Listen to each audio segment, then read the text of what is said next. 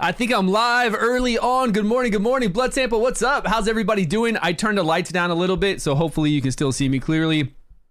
I'm gonna stream first because I didn't sleep a lot. I'm gonna take a short power nap, then I'll hit the gym, then I'll be with my family when my kids get home. Dinner, clean up a bit, clean the house, do that kind of stuff, and then make some videos later tonight. So I wanted to get on early because I got what did I get? Before the shop reset, I had 3 extra copies of Lot, and I think Lot will be kind of cool later on in PvP, maybe in some other instances, but right now I'm not really using Lot, so I picked up, what was her name? Guinevere. Guinevere is here, and how pitiful it is to do Crom, to get those skill books, how it is to go in there and do the Forbidden Dungeon, all those things, to have Guinevere. It's going to make it all so much easier. So I picked up Guinevere. We need to level her up so we can use her. And then I got Arthur to Chivalry 8, and I got him leveled up quite a bit last night, and we need to test him out. I want to see what works best for this Arthur. And don't forget, this Arthur, we can get him in Arena. So it's not like Chivalry 8 is that difficult. Not like other heroes. We get lots of copies of Arthur. They give us an additional copy right when we start playing the game. Hopefully you'll get some more. And we can always go into Arena and get copies of him. I've gotten, I think, 2 or 3 copies of him already from the Arena shop. And we'll do this in a YouTube video tonight, right? We'll do a short YouTube video showing how powerful he is with his Chivalry 8. But it's not what I'm seeing from last night, and I didn't do very much. This one additional hit is not the same as the hit you're doing. It doesn't seem to be the same damage. Actually, the skill 1 seems to be better, but the skill 1's also giving us increased attack. So is it better with this Arthur to have 100% chance to crit, or somewhere around there? He's going to get a crit buff too, but if we're not relying on that crit buff, if we can't get that crit buff up all the time, if we're doing a skill 1, we're going to get that attack buff. So if we just do skill 1 over and over and over with the attack buff, is that stronger than worrying about doing his skill 3? And then Arthur can be a little bit of a vigor battery for us to get some additional vigor. But he's supposed to be extremely strong. He is much stronger. Like he's way stronger now. Much stronger now with what we got going on. And I need some gold. I need everything. I need gold. I need experience pots. Let's go over here to... I eventually need to actually work on this team here for Gorgos and move up since everybody's actually pretty strong. Arthur can be put in here just so we can. And I've been leveling up Arthur's wind weapon, because his wind weapon can do, on the skill 3, can do additional damage to Frost. So if we bring him in against the Frost Dragon, the second dragon, if we bring him in against the Frost Bear, we can get like 75% additional damage. It's 25 additional damage per hit if the affinity is Frost when you're using this wind relic. I think is what it was. So I'm going to start leveling this one up. Yeah, you've taken K and Merlin to 60? Hey, nice. Should I take Arthur up or any Lego? Not Arthur. Do not do anything with Arthur unless you have him Chivalry 8, and let's test it today, and then we'll know after that, right? We'll know whether it's worth it. I think Chivalry 8 is for sure worth it. Outside of Chivalry 8, I don't think he's good at all. I think he's actually trash. He's like A tier, B tier without Chivalry 8 in my eyes for what he can do, because he can't do much. Just a little bit of damage. And if you're out there being a damage dealer, like that's your thing, and you're not doing enough damage, then you're not worth it. It's not good. He's not multi-hit. We're not going to use him in Boar. He's just not what we need. Let me make sure these guys have gear. We'll put it on autoplay to get us some coin, because we can't do anything without that. Let's make sure Anguish has his Vigor set.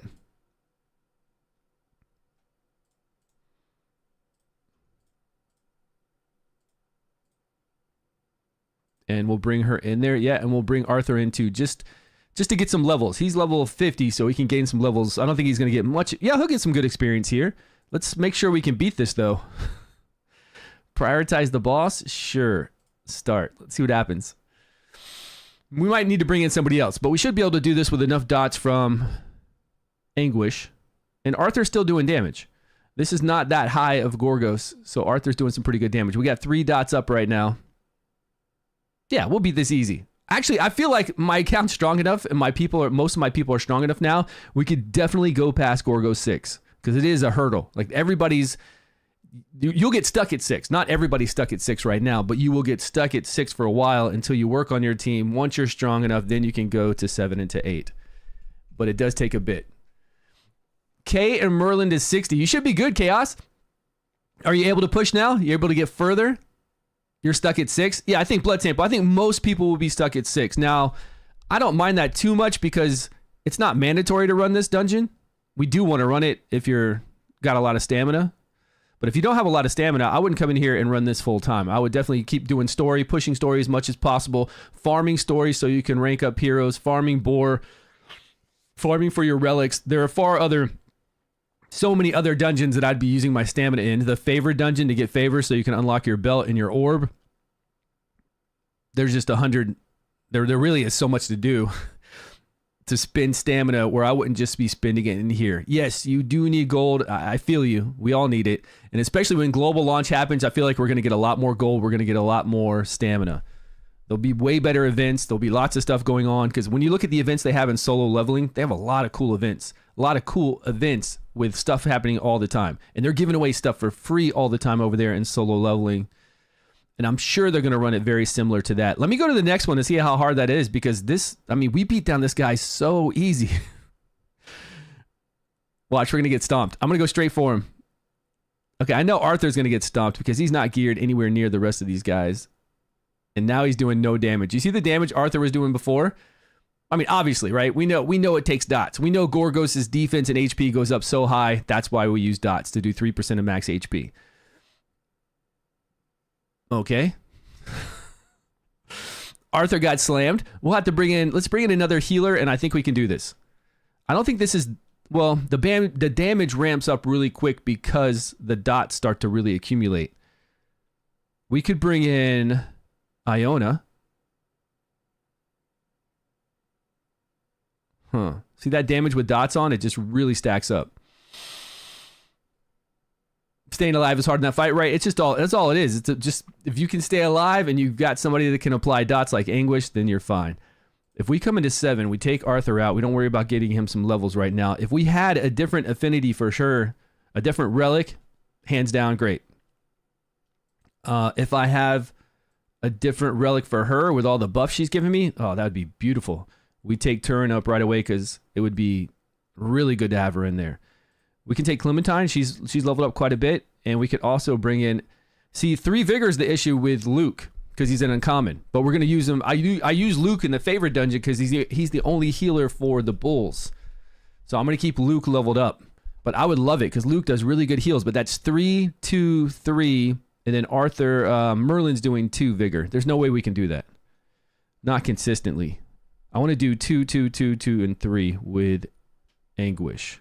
So Clementine, I just don't have her leveled up good enough to get some heals. We could bring in our girl here to remove buffs, to remove a dot, but it's only 1 dot, 2 Vigor. I think she's actually in a Vigor set right now, so we wouldn't have to mess with her. We could try this. We get counterattack, but it's not doing much unless we counterattack with Anguish and get a dot up. There's not really a lot happening then. And she's only level 50, so we'll have to see if she can stay alive.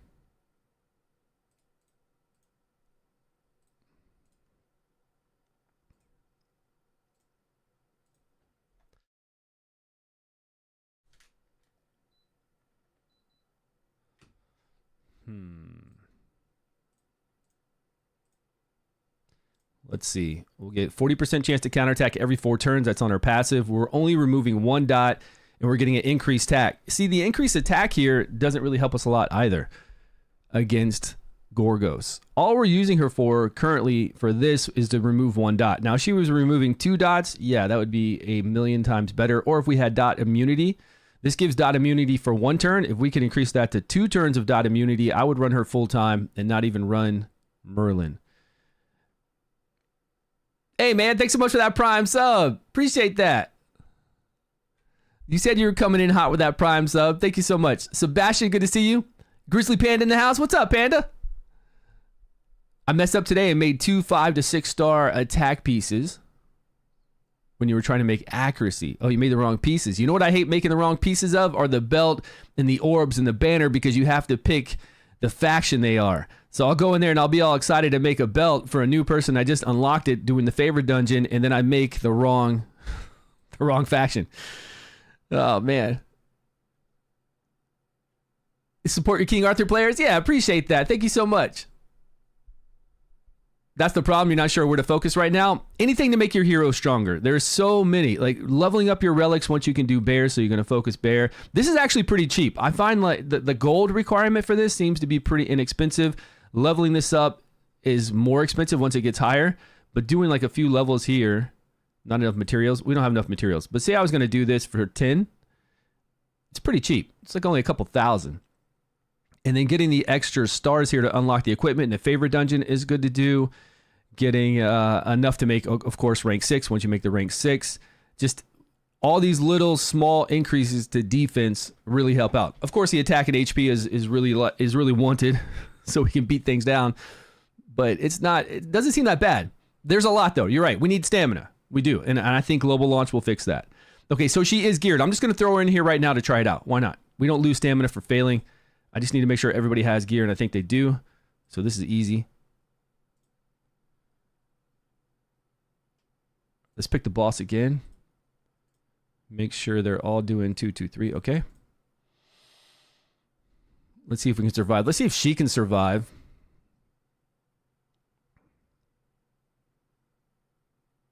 Okay, we removed everything that time. There's only a few little burns on 2 people, and she took that off. Now there's a lot of burns on right now. We need to get some heals.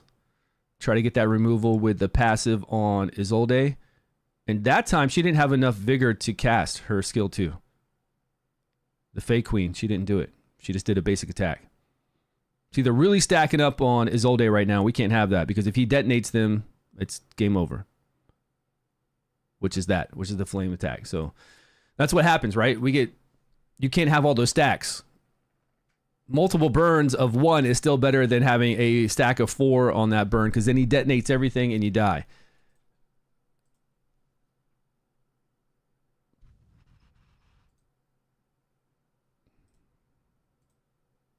I needed to check their gear. Let me make sure they're all in. They should all be in vigor right now. For mistakes like that, which one? Add something for making the wrong gear? I mean, that's on us. We're going to have to... It makes us learn to pay attention to it, and then we won't make those mistakes. Right? It forces us like, oh man, I made the wrong belt for the wrong faction. I got to pay attention. Equipment. See, she's not even in her vigor set. That's the problem. Vigor. That's why she couldn't do her ability. I was like, why couldn't she? She's doing a skill 2 ability. If you have a vigor set on, you'll always do that. So why wasn't she doing it? Vigor. Who can we snag this from that's not using it right now? She's not, and he's not. And these 2 aren't even leveled up. From Sarah? Or let's snag it from Sarah. See what Sarah's got on.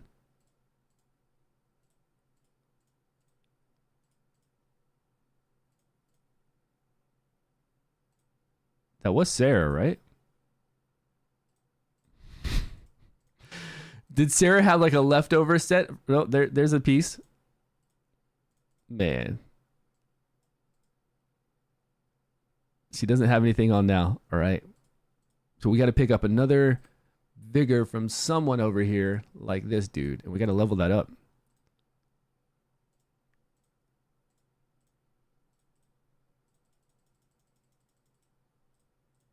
Okay. So she's in a vigor set now. I'm not concerned with this. It's defense HP. That'll work perfectly to keep her alive. She's not doing crazy damage. Now we actually can do all our abilities. Okay. So now that she can take that off, hopefully it'll work out good now. It's just Anguish will be the only one that can't do his skill 3 all the time.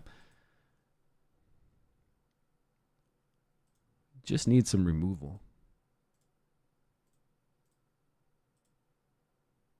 And I've got Dejaret. He's strong too because we've got multiple copies into Dejaret, almost 10 Chivalry into him, but he's still Wind. And we could play him in here as Wind as long as we get all the dots off. But I remember playing him in beta and he was just... the way he poisons himself, I don't know. He just seems really weak back then. And I don't want to focus on that right now. I want to do Guinevere. I'm fine with doing 6. If we can do 7 and move up, that's great. But I want to focus on leveling up my Guinevere and seeing what Arthur can do today. That's what I want to do. And we need gold. We just need some gold to go with that. See, look, the Fey Queen almost died. I don't know what kind of burn she had on her that he detonated. And a lot of times you can get a burn stack on you right before he does that. I think from a hit or from you hitting him. I can't remember. Okay, she just removed that 5 stack, but then immediately got another stack, right? Without doing anything.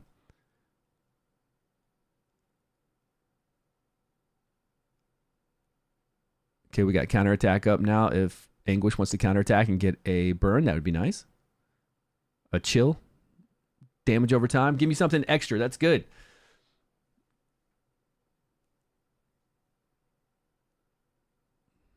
And I really don't even like the Fey Queen for this until she can remove 2 dots. And even if she can remove 2 dots, as long as I have Isolde passive worked out and I have her skill increased, I don't even need the Fey Queen anymore. I just need to do some skills for Isolde, and she can take care of it. She's going to die. She's going to die hard. You know, Isolde's going to die too. We've got 1 damage over time up right now. Come on. So close. We got this. But we're running out of vigor. With only 3 people, the problem is we have less vigor to go around. That's why a vigor set is also so important. I mean, at least they can do their skills. Man, we're not getting a lot of dots up. There we go. All right, so we beat 7 barely. But we can queue it up for 3 times and beat for 7. What's the difference in gold and experience for 7?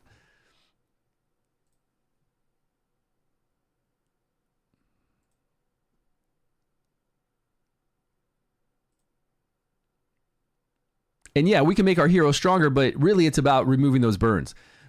Making our hero stronger would be just not having those burns up when he detonates those burns, not having to get so many stacks. And really, with her, I don't know if you guys have seen her other relics, but her other relics are busted. This lady right here with a fire relic is SS tier across the board. She has the ability to block abnormal status effects for 2 turns. If you just keep casting this, block abnormal status effects in those areas where it's really an issue, to me, that's triple S tier. This one, we're going to remove abnormal status effects. So if you can't block it and it gets on somebody, maybe we can give her high resistance and we can just remove it. 100% chance to remove a debuff, abnormal status effect, and then to grant them attack speed 2. That's 60% increased attack speed, right? That's crazy. Casting this over and over with her with high resistance, that's, again, triple S tier for so much content. Going through the Forbidden Dungeon, going through Crom, going through like all those bosses. There's so many bosses. The Dragon boss, all those bosses do this kind of stuff. She'd be really good for that. And then the Wind Relic, I think, was just in... I would have liked to picked up this Wind Relic. I believe this one was just in the exchange shop last week. If it does, similar to Fire. Debuff immunity for 2 turns, going to a 3 turn. So we get an attack here and debuff immunity. I think that's pretty cool. A few places we could use this for sure. And a nice attack. I mean, that's actually a pretty high multiplier for an AoE. Chance to remove 2 dots from ally. See, if I would have picked up this win one, oh man. And abnormal status effect from... If I would have picked this in Critical Strike 2, I would have... Well, it's wind though. Still, I would have really liked to pick this up. It would work. Doesn't matter if it's wind. If there's no burns on us, there's no burns. We'd be fine against Gorgos. Yeah. Her other 2 relics are definitely SS tier for so many places. From exchanging gear, but I guess it's really not that expensive to exchange gear. It's a couple hundred here, a couple hundred there. I really feel like gear is the cheapest thing to do, to exchange gear. And of course, at in-game, that cost to change gear will be nothing to us. We'll have such a surplus of gold. We're leveling right now, and we're trying to level a whole bunch of stuff. We're trying to play around and have some fun and level up so many things. Oh, I'm only looking at Twitch. Sorry, anybody over on YouTube? I just had to switch over. Let me switch over. I don't know. This doesn't start up and show me the multi-stream chat. It just shows me Twitch chat in the beginning. I'm not sure what to do. I'm stuck on 9.5. Let me rerun this really quick and pray again. 3 times run. And I'll catch up on chat. Sorry, YouTubers out there, if there's any of you guys that have been chatting to me and I haven't been ignoring you, I just haven't seen it. Let me read this last one on Twitch. So I'm not sure what to do. I'm stuck on 9.5. Your Morgan's 40, your Tristan's 40, K40, Isolde 40. They're mainly in 3 to 4 star gear, which is actually really good gear for those levels. You've got Accuracy Vigor, Attack Speed for Trist, K's in Attack Crit, Vigor and health for Isolde. Great sets too, man, for 3 to 4-star gear with level 40s. Do I farm boar to get, yes, farm boar to get 5 because that'll be easy. Right now, boar, you don't need to make that jump to boar 6 yet because that's making 6-star. You can easily do lower level boar right now and make your guys 5-star. So farm that boar, make your people 5-star, and push story as far as you can go. Get to that 10-7 mark. Get everybody there in board and make some 6-stars. Preferably do your rares first because they cost far less to make those 5-stars. I'm sorry. Do the 5-stars. Do everybody 5-star. Really easy. Oh, your whole entire crew 4 or 5-star. And then push story and try to get to 10-7. Once you get to 10-7, you need to focus on that and see what you need to do to beat it. Like how many 6-stars do you need to make? What kind of gear? Honestly, with that gear and your team, even at 5-star, you might be able to beat 10-7 if you get lucky with who it spits out and not getting feared.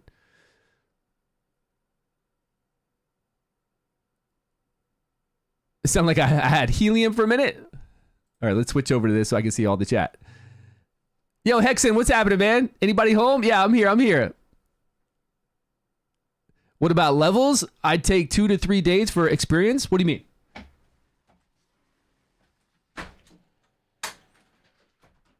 What do you mean 2 to 3 days for experience? Hexen, who'd you just pull? Oh, we're dead on this one. Oh, it's so close too. We're dead on it. If this was Anguish left with him, we might have a shot if Anguish was there.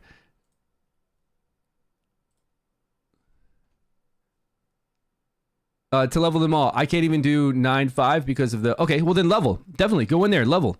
Level those guys past 40. Once you get to 50, you'll be able to keep pushing story. I don't know if you unlocked adventure either. You can do adventure to get some more rewards. Do story so you get those rewards, and do adventure so you get those rewards, but definitely push boar. If you're able to get the orbs, and you should be able to, everybody should be able to make level 5 50s, rank 5 50s. So go into boar and do that. And you've got K leveled up, you said. So you should have it pretty easy. You said you had Tristan too, so you'll have it easy. Just do Tristan skill 1 over and over, even though it's not going to multi-hit. Do K's skill 1, and then when the shield is down, switch over to her skill 2 if you want to. And you have other multi-hit in there, use that. You'll be all right.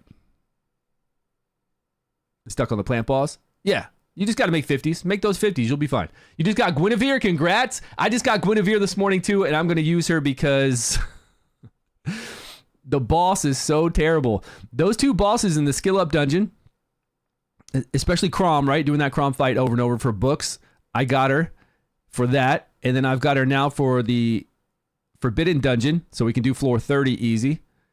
And we won't have to worry about all those 3 brainwash that I keep getting. Like, I'll beat the spider. I'll get the spider down to under 50% HP, and then everybody gets brainwashed. So we'll take care of that. We'll take care of a lot of stuff in Forbidden Dungeon because you get crowd-controlled abnormal status effect there all the time. And she'll stop that for quite a while in the beginning. Enough for us to be able to take down these guys. All right, Isolde's got 4 stacks. That's not good.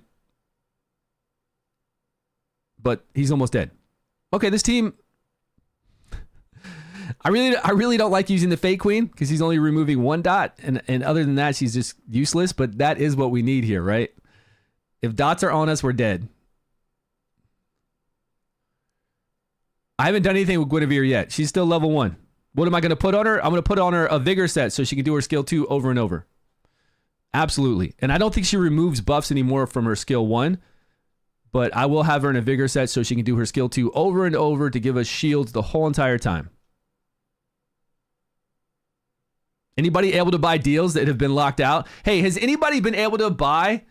Let me know that. Like if you were able to buy before and you got locked out like I'm locked out, are you able to buy again? Because I'm still not able to. I tried this morning with PayPal again through their system. I tried with my credit card. It's just not working. I could, we bought so much for 3 days, and then all of a sudden now it seems like everybody's having problems. You've had no problems buying still? Are you using your credit card through their system, or are you using PayPal? And to get Guinevere, I had to use so many gems to do that too. I had to do some summons to get Guinevere, so I have enough to convert to get her this morning before she went out. before she went out of the shop and rotated. And now I'm down to a few gems, which really sucks for me because I want to refresh stamina, level up as many heroes as I can and do guides on them. I use PayPal? Yeah, I Have you done like 100 and something purchases through PayPal though? That's what as far as microtransactions go, I've done probably, somewhere up toward 50 or something. I don't know, a lot. And PayPal doesn't limit you. Like there's nothing when I go to PayPal that says, hey, you're doing transactions with this company. Is this you? Is everything okay? Yes. Kind of like what would happen with Bank of America. And you're still able to make payments? I just don't understand what is going on. I really don't get it. Oh, well, we'll keep playing. And hopefully one day this'll clear up. I know at global launch it will, but I don't want to wait till global to start buying. Although that's probably when the best deals are going to be in global. Yeah, I go over here to PayPal and I just see all the transactions with that company. Xsola. Like so many Xsola. And then I see Google stuff, right? Bank of America Transfer, Steam Labs, Blizzard, Xsola.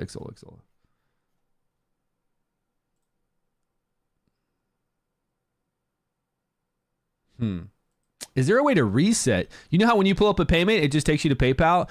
And right now it takes me to PayPal. Or is there a way to reset that so I can re-put in the email address and link it back to PayPal? Because right now, I didn't see an option for that. Like when I go to, I don't want to buy this pack though. There's really no pack I want. Because I just want summon packs. I don't buy this kind of stuff. I can farm all that. And this summon pack is not worth it. 10 summons for this much money just for all this extra garbage? No thanks.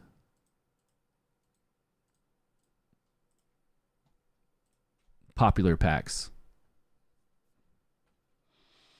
Do I have her? Oh no, I don't like her frost. Like Kay is not good with anything but her wind. The wind with those buffs on her skill 2 are the only thing that makes Kay good. You go to any of those other relics and she doesn't have it. So don't play Kay in those other relics.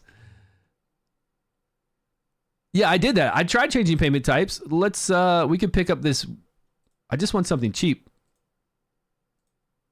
Oh, you know what? There's those big packs, right? These that'll eventually I'll clear this out. So I would buy this. Because I'm already on chapter 5 and eventually I'll go further and further. So I would get this. But when I come over here to PayPal, now that I have it, like since I've ever had it linked, it doesn't give me an option to like switch a PayPal account. Right now it just says pay to PayPal. That's it. There's nothing. It just says continue. Payment via PayPal will be directed to PayPal once you complete payment. Here's the thing. Maybe it's not directing to PayPal right now with their site. Maybe I need to like clear cache. Maybe I need to clear my cache here with all that. I don't know. I'll do it later. I'll clear out all my web browser information. Sometimes when I'm on my tablet and I try to get to Gmail and I have Gmail up on my tablet in a web browser for weeks on end, it won't pull up Gmail again and I have to go in there and clear everything so it can refresh. Maybe if I go refresh all of it and then it tries to pull up the information again, maybe it's not cached then and I can do something. We'll see. Morning. What's going on? Well, I can't create a new PayPal account. I don't want to. I guess I could. It's pretty easy, right? When I created I created my PayPal account so long ago, but I would just create a new one, link my account, but they might have issues. PayPal might have issues saying, hey, this bank is already linked to another PayPal account. And I got my wife to buy something for me yesterday on PayPay. There's this thing called PayPay here in Japan, and you just do it with a QR code in your phone. It was $1 deal for 15 summons, like the best deal I've ever seen, and my wife got it for me. I was like, hey, can you pay for this? It's $1. All right, so we got some more gold, right? We're trying to test out our boy Arthur and see what he's all about. Now, with Arthur, what weapon do you think you guys would use the most? And how often are we getting a critical rate increase buff with this guy? When attacking, it's on a 4-turn cooldown. To really take advantage of this, crit rate 3 is pretty insane. Isn't crit rate 3 60%? You pulled Gillian today? Congrats. How is she? She's amazing. Really amazing.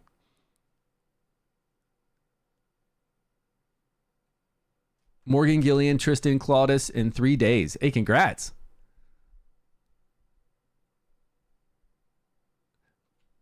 The levels are so massive for a reason. Yeah, levels are massive. This is my wife. She secretly blocked me. No, I tried debit card. I tried credit card. It doesn't work doing that either.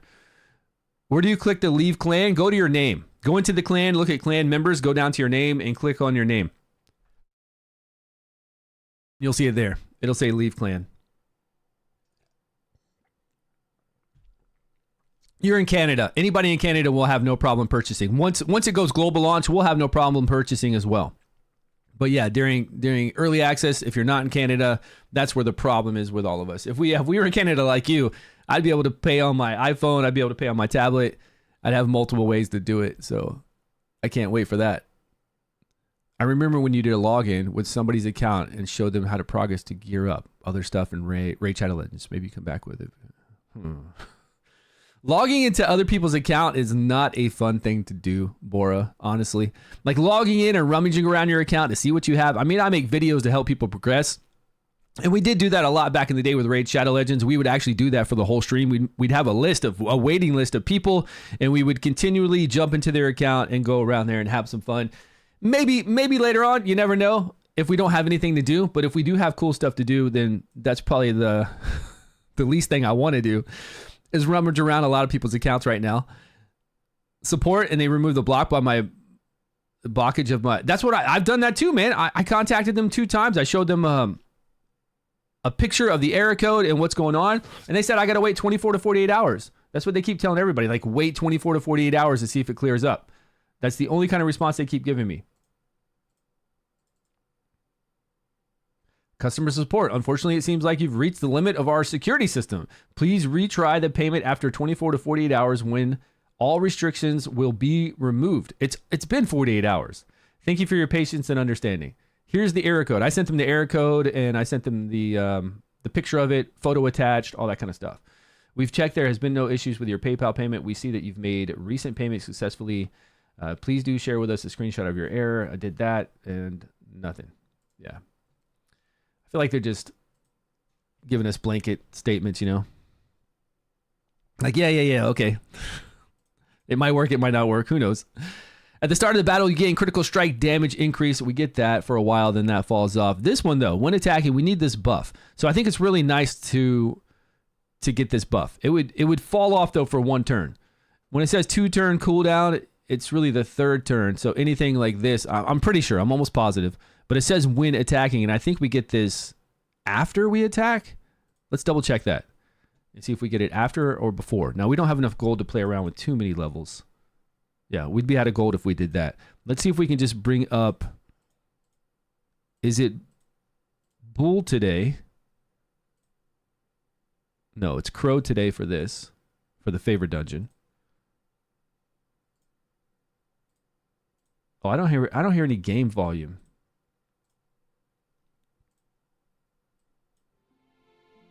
There we go. I need that beautiful background sound.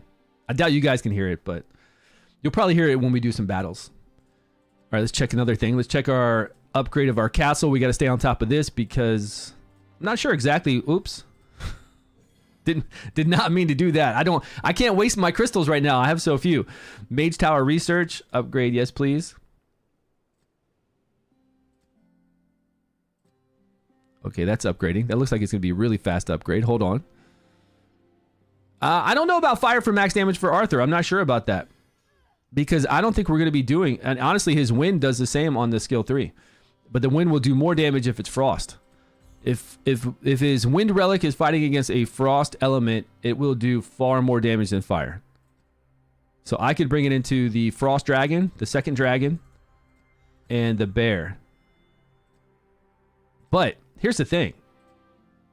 I think Arthur is going to be just skill 1 over and over. Skill 1, we use him as a vigor battery, and I think he's going to do more damage that way. Let's double check that. Okay, is the mage tower done? Castle upgrade. There we go. 6 hours and 27 minutes for a castle upgrade. Nice. All right, back to Arthur. Okay, he's only level 50. We've got all crit rate equipment on him. We're not going to advance any of his skills right now. We don't have the ability to do that, but we can do... What? Relic advancement?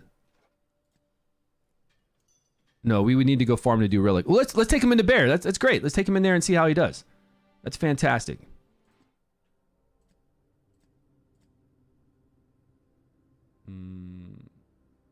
Let's do 6 for now.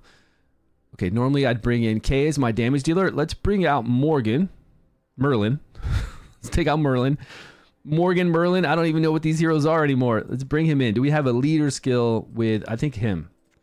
Alkalon would give us a leader skill, right? Yes. Attack 20%. Not really what we want. I'm surprised he doesn't do like accuracy. Effect accuracy is such a good leader skill. Where is he? Okay, we're going to go to his wind relic. And here's what I want to test out. Now this testing, it doesn't matter what relic you use. If we use his wind, if we use his fire, it really doesn't matter to do this testing because this is 56% of attack, 30% chance to get attack 1. This is 56 of attack, 30% chance to get attack 1. On his skill 3, we do 216% of attack. On this one, we do 218 for each. On each hit, deals an additional damage if the target element is frost. That's a lot. This is each hit. This isn't like 32% total. This makes him do a 300% attack on frost element, right? 310%, it's a lot. Really, really big. And I want to use him against those type of enemies, against the dragon and bear. But the main thing is, if I do this attack over and over, I get the attack increase to 20%. If I just do a skill 1 over and over and I'm actually hitting this attack increase, is that better over time than worrying about doing a skill 3? I think it might be, especially for fire. For fire, it will be.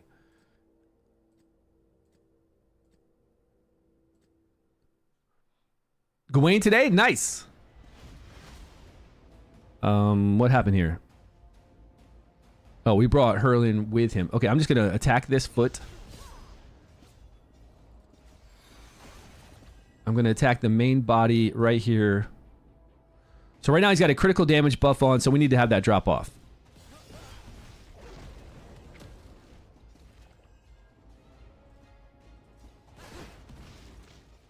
So I can get some clear numbers, because once it drops off, then we can start seeing what he's hitting for.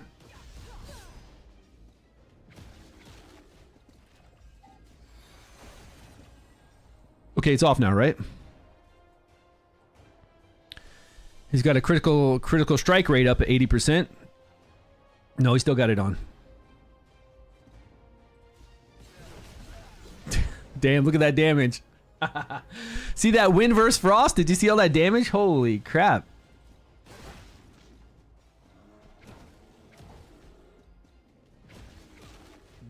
Wow, that bear is tearing it into him. Need healers badly. Okay, so skill 3 with no buffs. So skill 3 with no buffs is going to hit for... It's so hard to tell with those multiple hits. It's supposed to be 3 hits, so it was like 300, 300, 300, and then that final hit. But I'd have to go back and watch the video to really know what's going on there. Oh, I don't think Alkalon has gear on right now.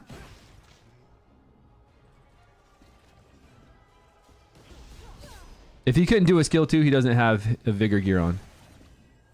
Like he should.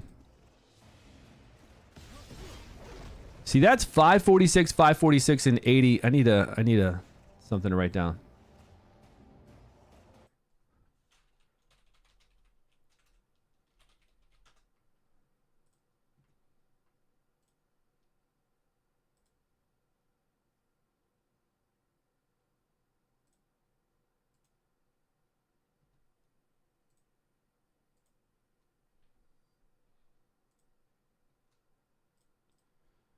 All right, now I can write it down over here on this spreadsheet, and we need to make sure this guy right here has some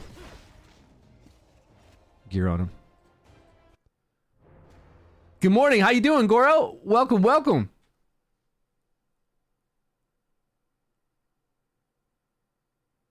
What's that, Ron? You didn't see a box pop up when you did your payments? Pulled Gillian today. Fire for max damage for Arthur. Pulled Gawain today. Nice. Definitely win. Yeah, definitely win. It's crazy. You pulled Bedivere. Yeah. Yeah, the problem is them. I know it's Xolo. I know it's not PayPal, and I know it's not my bank because I'm still making payments on everything else. I can do a million stuff on PayPal that I do still, and with my banks, no problem. I haven't used Arthur in a while, but I think he does with the buff. But I think he doesn't get the buff himself till after his turn is over. Global launch. I hope global launch is going to be November the 30th. That would make sense. We do that before Christmas break, before everybody starts getting ready for the holidays. The games have been out for early access for 30 days then. I guarantee, I really, really believe it's going to be November the 30th. The only time you rejected your payment purchased through Netmarble desktop client was when I left my VPN on. Oh, I don't have a VPN on. You got payment blocked yesterday? This morning it works again? You have Bedivere. Should you upgrade him first after maxing out his first passive? Yeah, I would max out his first passive and then upgrade him. That's going to be your best play for that for sure. Max out that first passive, then upgrade him, and you're going to be very happy. The top 5 rare damage dealers, please, that you know of. The top damage dealer. I just did a video on YouTube. You're on Twitch. Yeah, go over to my YouTube channel and watch the video I just put out about Kay. She is the top damage dealer. Additional critical damage, which if you want a rare top damage dealer and one that you get for free, this is it. One that you don't have to worry about, going max chivalry into 8 chivalry. Once you have 8 chivalry in her, she gets even stronger. But here's the link to the video. Go watch that. It's K, man, and you get K for free. So she'll take care of all your needs. Plus, she's doing every single dungeon. She's doing 3 out of 4 of the boss battles for your clan boss. She's doing every dungeon but Gorgos, every dungeon but the first dragon. But you're not even fighting the first dragon to get crafting gears. You're going to fight the second dragon because it's much easier, and you're going to use K. You're going to use her on the third dragon. It's K. That's what you want to focus on.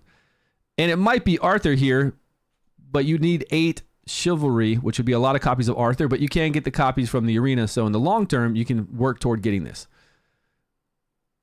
They think someone is using your account. Oh, if you're using a VPN. Stu, I got a Morgan dupe today. Pretty stoked. Nice.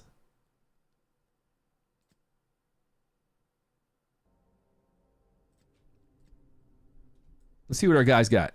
Okay, he's missing the set to give him vigor.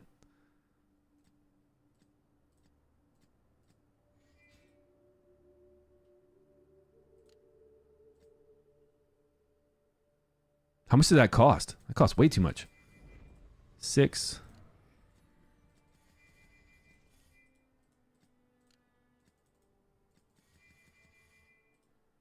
Running low on gold. We're at 34,000 gold.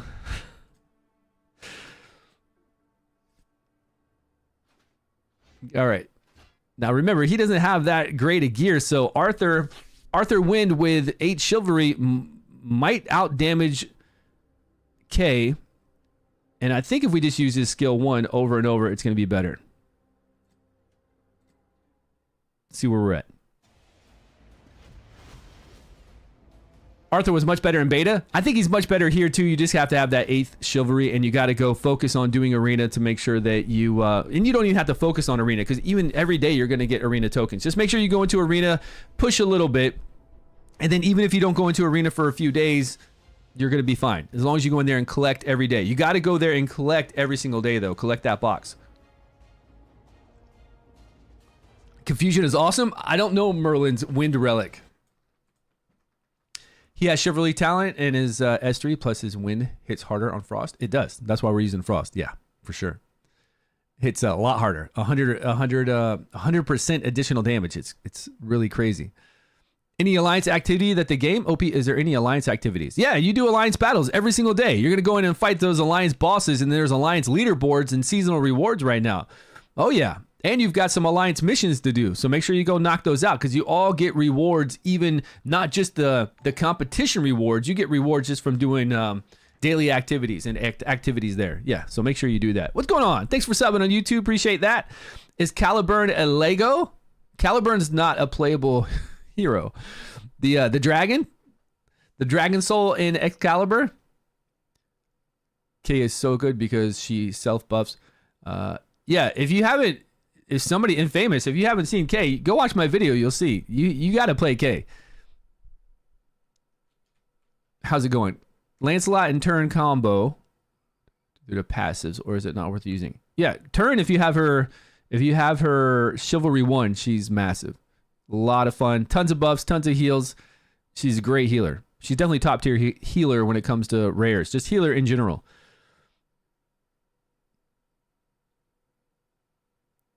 Do even Arthur, bro? What's up, Deadbolt? How you doing? Is really Frost Arthur full Chivalry is really good. He is. And we get his Wind Relic for free. And everybody can build Arthur full Chivalry eventually. Stage 5 clears. And I have most of my main team to 50. Now the problem is crafting the sets I don't have. Yeah, just go in there and fight the dragon. If you can push far enough in story mode to unlock. When do we unlock the second dragon? Is it after 10-7 or before 10-7? If it's after 10-7, I would actually go farm the second dragon and not worry about doing stage 4, the first dragon. Ban is better than K? What? You think he's better than K? What kind of buffs does he get? Hey, do you know why you get the pack of $1? I saw people have it. It's just a pack that pops up. It could be a pack that pops up on the day 6, like we were yesterday, or day 5. It's probably some kind of time thing. Watch me do the opposite. You got the same issue with your PayPal Saturday. I finally got the issue resolved after creating an account on their wallet and contacted their support via their chat box. On their wallet? What do you mean their wallet? Do you have a link to that, or what's it called? What is Xsola wallet? Here it is. Wallet.xsola.com. Log in on your wallet. This place? You went here? I contacted their support via their chat box. Their chat box within this website. And they solved the issue early today. Okay, there's hope. So I just need to create an account here, which we can log in with, I think, different logins down here. We got Facebook, Epic Games, Google. Okay, I'll log in with Google. Yeah, that's awesome. Stilgar, thank you so much. I will keep this up over here, and I will do that. Do you think is the best legendary? I don't know who the best legendary is. I haven't been able to test them yet, but it's probably going to be Bedivere with a skill 2 and a skill, his passive 1 maxed out. Bedivere is going to be if we're talking just pure damage dealer. That's what I'm assuming you're talking about, since we're talking about K. You know what I mean? What's going on, Stu? Are you allowed to say if you know? What's that? I don't know any information. Unfortunately, I don't have any developers to talk to like I did back when Kabam was in control of this. Who would I say is better? I don't know yet. We just started playing Arthur Chivalry 8, and I'm just trying to catch up on chat, so I haven't been able to test him yet. And Arthur, this Arthur is nowhere near the upgraded as this K is, so they're not a side-by-side comparison. And he's got lower level gear than her, but if he's doing more damage than her with lower level gear on this boss, then Arthur Chivalry 8 is pretty massive. 2 Merlin pulls.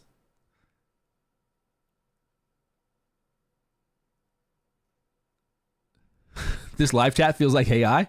This live chat? Or theirs over there. Yes, this site. And give them my email address. Okay, I'll log on to that site then. I'll make an account here and I'll go through their live chat and I'll try it through that. Thank you so much, Stilgar. I hope that works. Definitely best damage dealer.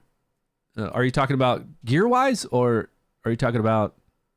Okay, let's move on with Arthur and what we're doing here. Okay, so we know Kay does a lot of damage. She has to ramp up for it, though. We can see the hits she's doing right there. We're not trying to do a side-by comparison to Arthur right now. We're just trying to see what Arthur can do. I'm trying to see really if it's worth me doing Arthur's skill 1 over and over or doing his skill 3. The problem with doing skill 3 with heroes is it takes a lot of vigor. And this Arthur probably isn't going to have a vigor set on. So we got to get that vigor from somewhere. Like the other 3 can have vigor on, sure. But I need Arthur's buffs to fall off so I can see what kind of damage he's going to do. Compared to his skill 1. That's what I really want to see. The skill 1. But the bear gets a buff of... Oh, man. This is rough. Hold on. Let me try one other thing. Sorry, guys. Sorry, guys.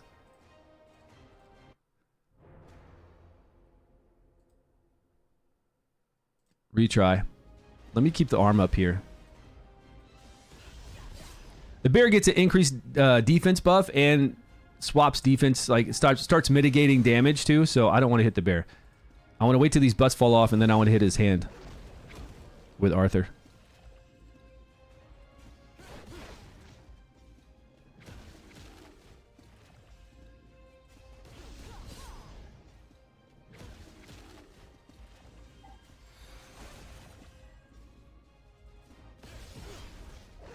That extra hit with Arthur is really sweet, though. You're waiting for global launch to play the game, or to buy? You're actually gonna wait for global launch to play, OP Gamer? Okay, Arthur has no buffs on right now, so what I'm gonna do is a skill 3, and we're gonna try to see what this damage looks like right now. See if anybody can see. There's gonna be 3 hits, and then we're gonna get an additional hit. Unless it's 6 hits. Yeah, it's 6 hits because we get that additional 25. Oh. How can you tell what that damage is?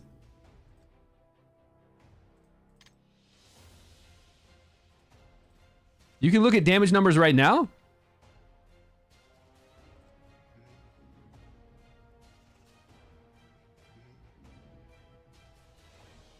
Somebody said you could look at the damage now. Like you can at the end screen. Where can you get a reset token? You get one at like day 8. You can buy 4 from the shop. If you go into the shop, 400 crystals each. And then you can go to story mode and get some there too. It shows what? If you want to play and you don't know how to play on PC, Android, or all the rest, just go to my YouTube. Go to my YouTube and you'll see the video showing you how. It is right here if you don't know how to play King Arthur with us for early access.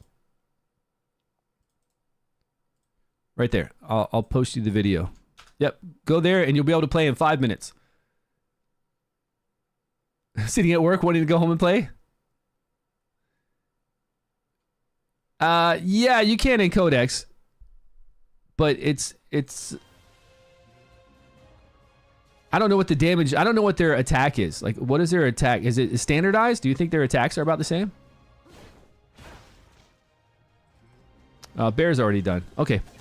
I just wanted to see if his skill 1 would eventually ramp up to do comparable damage to his skill 3. Because we're getting an attack buff. So if we just do his attack 1, right? 500, 500 plus the 800. That's a lot of damage. The 800 is his additional chivalry. And then we can save vigor for everyone else by doing that. And then if he gets lucky enough to get that attack buff will make it to where... And he's not getting that attack buff. It's a 30% chance.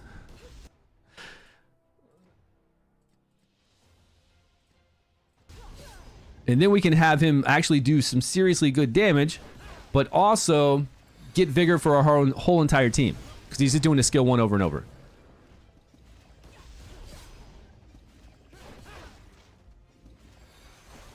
He's got an attack buff on now. It's only 20%. That's his attack buff. From doing the skill 1.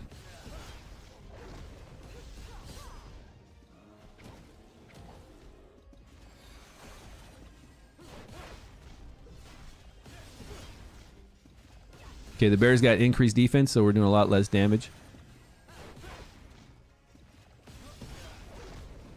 Have you tried Gawain much? He does some fun damage. He does, but I don't think he's worth investing in over K right now. For any free-to-play or low spender or anyone like that, you should do K over Gawain. I firmly believe that because it takes a fraction of the relic experience, the gold, the level up materials, the mythic orbs, all that to level K versus Gawain. And sure, you can go in and AoE with him right away, and you don't have to worry about abnormal status effects because he comes in with that the passive to have that blocked. But with K, I mean, if it's single target, you just keep doing her skill 2 over and over, and it's crazy damage. If it's AoE, you got to do her skill 2 a couple times and then AoE, but it's really easy to accomplish. Our Arthur got beat down. Give all hugs. Going to bed in Florida. Hey, what's going on? Oh, my dad. What's going on, Dad? I didn't know you were here. Works on Twitch too. What's working? Yeah, we can see it in Codex. If they're standardized, right? If in the Codex their damage is standardized, like their attack is the same, then we can check in the Codex to see what the damage is. Let's see if we can beat this.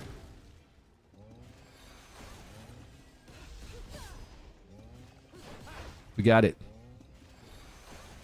Fire and frost weapons are in the shop.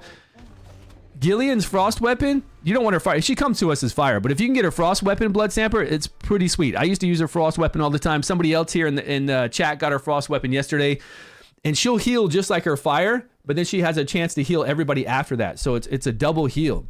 And I played her in frost in beta. So we get a heal from her basic attack. We can knock back the ultimate gauge. We do damage on her second ability and heal one person, but then she's got a 60% chance to heal everybody. It's a crazy amount of healing. Oh, you watch me on YouTube and now Twitch? Hey, thanks, Dad. That's my pops over there in Florida. I would assume no one has enough to buy a legendary weapon from that shop. Yeah, you could have enough fragments, extra fragments to buy a legendary weapon. If you've been summoning, right? With what they've given us. I see what you're saying, because we can't buy them. We're locked in how many relics we can have. But if you've been pushing story, if you've been doing a lot of this kind of stuff, I think we get quite a few. But you're right, we are limited. We can't buy these for some reason, which is really weird. Maybe we can at global launch. They'll have these as purchasable. I'm upset that they don't have these to buy, not because I want to buy them. I want whales to buy them. This is like your second revenue stream. This is another part of the gacha that you want people to spend money on, right?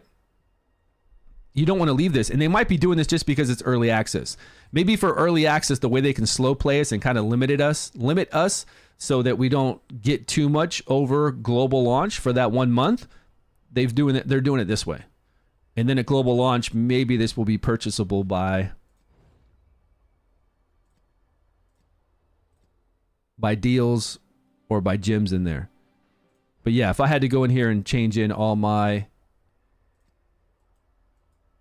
extra ones, even with her, we only get 10,000, right? This gives us 10,500. A legendary relic costs 52,000. So we need like 5 of these legendary ones. And then even if I turn in all my rares and legendaries, that's 15,000. And we need 50,000? Yeah, 52,000. That's a lot. Yeah, you're right. I don't think anybody's going to, unless they got really lucky with their rolls and got lots of extra legendary ones, and they're not going to use them on those heroes. I don't think anybody's picking up some extra relics right now. Think they'll make them as part of the event. Well, we can get them. There's 3 different shops we can go get all those, each week or each month we can buy those. So make sure you're going in the dungeon shop up here. This is doing the Forbidden Dungeon. So do the Forbidden Dungeon. I've got 3,100. And this resets monthly, was it?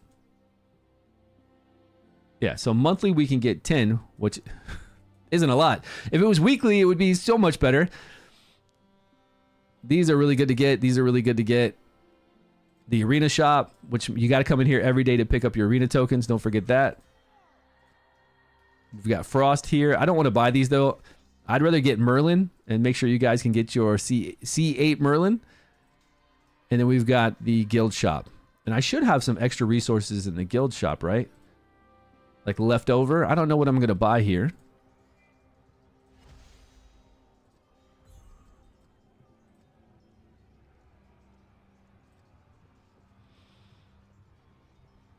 I'm not going to buy additional Tristan relics. These 2 guys I have to unlock from the arena shop, so I got to really save up in the arena shop to unlock them, to worry about that. This is a common relic shard summon ticket. Why would I want a common relic shard summon ticket? Is there a reason for this? With good content? Thanks. I make the game even more enjoyable with good content. Hey, thanks so much, man.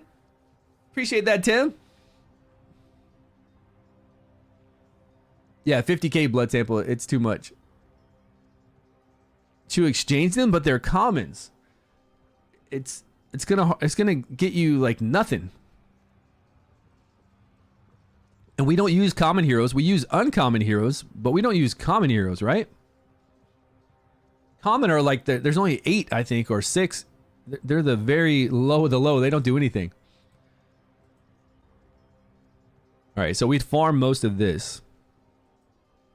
Yeah, we farm all that stuff. How many stones do we get in this bag?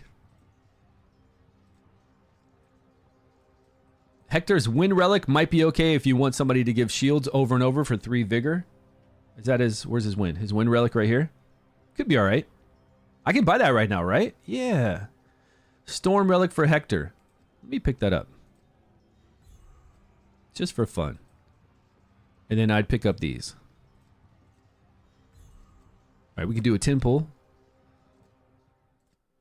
Let's see if we get lucky with a wind weapon.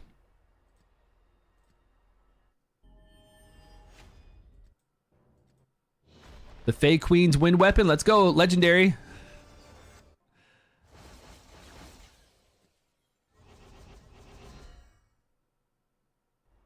She comes to us as wind. Well, that's no good. I don't really need more people in wind, to be honest. Fire? I need fire. Let's see if we get a rare out of doing... It's a 17% chance to get a rare. I think we'll get one out of 5 pull. I'm not worried about doing the 10 pull. I like to live dangerously. Whoops. Maybe we should wait to get 10. I think out of the next 5, I'll definitely get a rare, so we don't have to worry about that 10 pull. I don't believe in that. There it is, rare right there. Oh, rare for Frost? Now this is a good pull. A really good pull. So I could use her as my additional healer in... Well, what I need is debuff removal, but still, really good pull. I could use her in Gorgos right now. She's not going to remove any dots, but...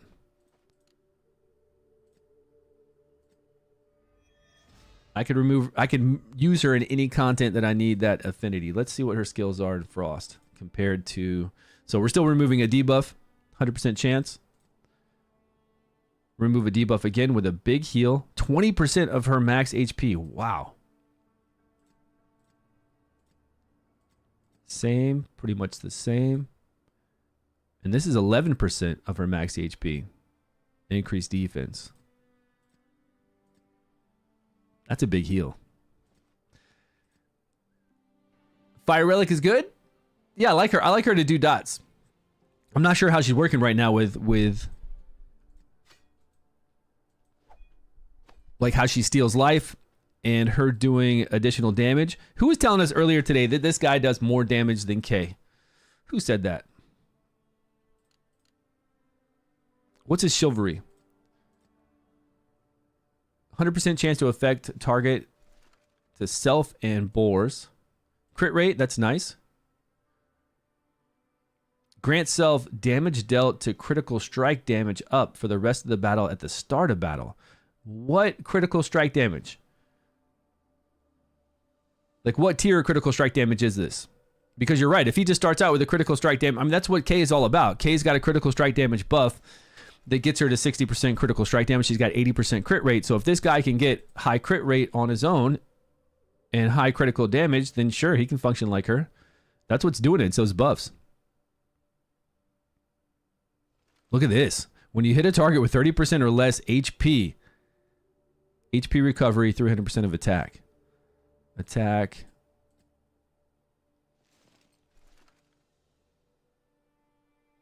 Critical strike damage, 20%. I don't know. I'd have to play them because I don't understand what these abilities are doing. Grant self. Damage dealt to critical strike damage. Which one is that?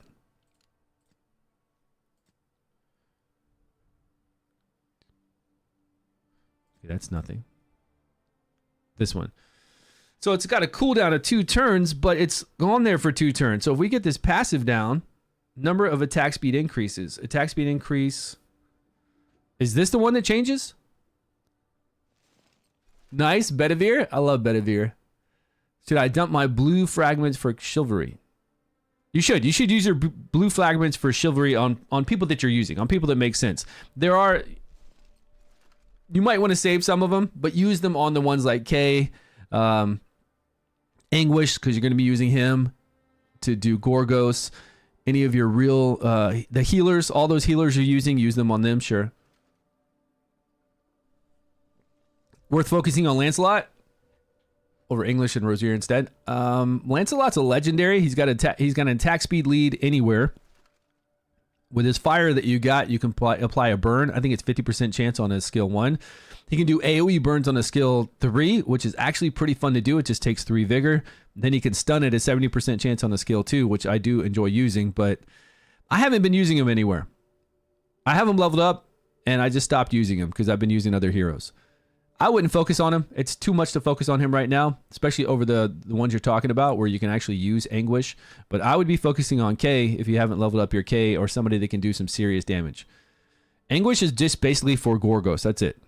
There's nowhere else in the world that I'm going to use Anguish. A lot of the other bosses that you fight, they take 90% less dot damage. So even if you do put dots on them or they're dot immune, it's not really going to do much.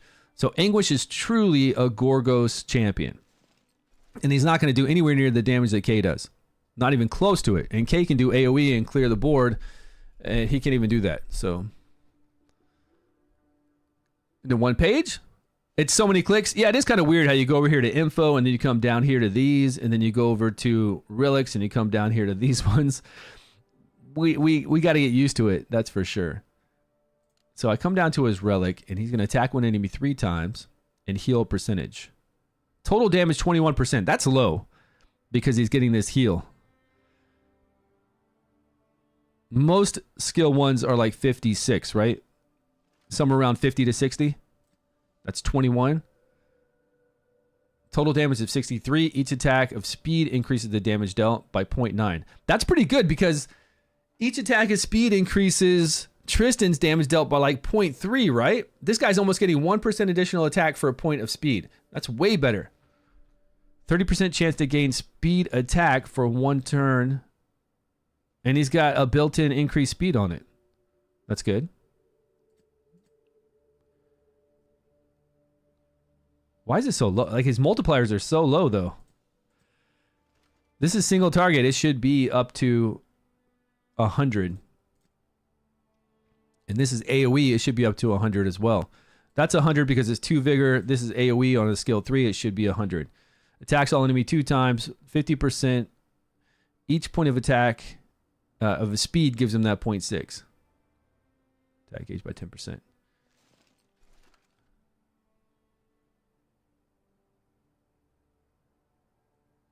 His green relic? Well, you got to kind of... Like, whenever I... Here's the thing about relics. Like, relics are so hard to get. When I see somebody going through Gorgos and they're on all these fire... frost relics for heroes that don't come to us as frost, that's not free-to-play friendly. That's not even close to free-to-play friendly. You cannot get that. There's no way to get additional relics as free-to-play until we buy them like I just bought them. I just bought 10, and that's monthly.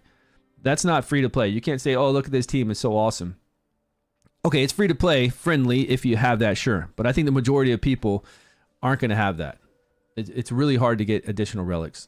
Like, to get this guy to win relic is very, very RNG for the limited amount of win relic summons we get. Super RNG. Still, this is low. He gets healing again. 50% chance to reduce the target's attack gauge. Okay, this gives him more damage per speed, but it doesn't buff him per speed. His frost one actually gives him a speed buff to go with it from time to time. This one won't give it to you, but he does like attack speed. So we give him a lot of attack speed, and that goes up 1.2%. That can go up to a pretty nice number. But he's not getting a buff anywhere. Is he getting a critical damage buff? That's what I didn't understand about his Chivalry. Is he getting a permanent critical damage buff? And how much is it? Each point of speed. Okay, that's nice. These are nice increases of speed attack. I think at in-game with tons of speed, yeah, this is gonna do good damage. Is it worth investing in Arthur? What were we doing with Arthur? I think it's worth investing in Arthur only if you have Chivalry 8. I mean, I can answer that now, yes. It's only worth investing in Arthur if you have Chivalry 8. Otherwise, no. It is not worth. Arthur is so plain and hits so weak if you don't have Chivalry 8.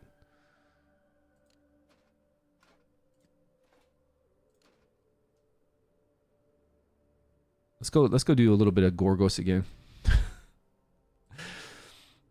We need some more. What were we on? 7?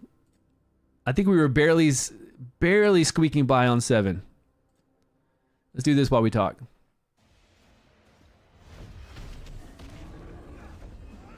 Should be good. Who's that? Yeah, K all the way. For sure, for a free-to-play, low spender, anybody just starting the game, even if you're a whale, I don't know, if you're a mega whale, you got all this stamina, you can easily level up legendaries. You can spend that extra time and extra stamina and level up legendaries. It doesn't matter as a whale. But anybody that's not a Kraken, I would go K all the way. And I've spent a lot of money and I still go K all the way because she's just an absolute unit. Who's that, Hexen? Are you talking about Bane or Bon, however you want to pronunciate his name over there? We already lost Isolde. Did she have her gear back on her? I think somebody might be missing a vigor set. Let's go back down to 6. Let's check everybody's gear. Okay, she's missing a vigor set, so that's probably why we died so easily.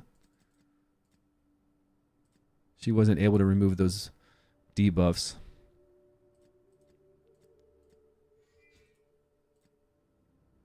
Okay, now let's go back to 7. Okay. Whatever his name is. Yeah. I don't know if they say it like 7 deadly sins, they call him Bon. I would just say Bane. Ban? I would say Ban, right? Ban, not Bane. Bane is B-A-N-E. Ban. I think Ban has potential to do well. It just depends on that critical strike damage buff that it looks like he gets. It says that he gets it at the beginning of the turn to the end of the battle, as long as nobody removes it. Or Turin. Either one. They're both amazingly well. Do you have Turin's Chivalry 1? Did you get 2 additional copies of her? Because she is amazing. I think she's just really good. Instead of using her skill 3 all the time, you'll use her skill 3 for really big heals, but if you want to use her skill 2, at least you'll get that recovery over time if you have 1 Chivalry into her. And you'll get that increased defense along with the accuracy increase. I think Turin's really good to play with for progression. And Clementine, doesn't she only have a small percentage chance to remove a debuff on her skill 2?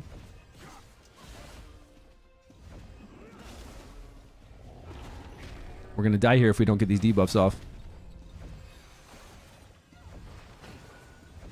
They both still have one on. They're going to get wrecked. Now they've got so many. It's so silly. Like, you got to keep these debuffs off. You can't even have one on you because he'll multiply them so much. He's about to explode them.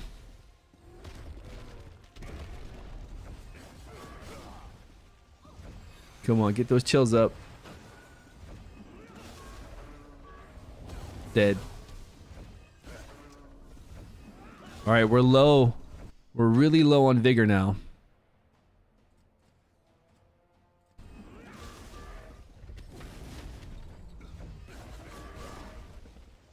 We got 3 up right now. There we go. Whew.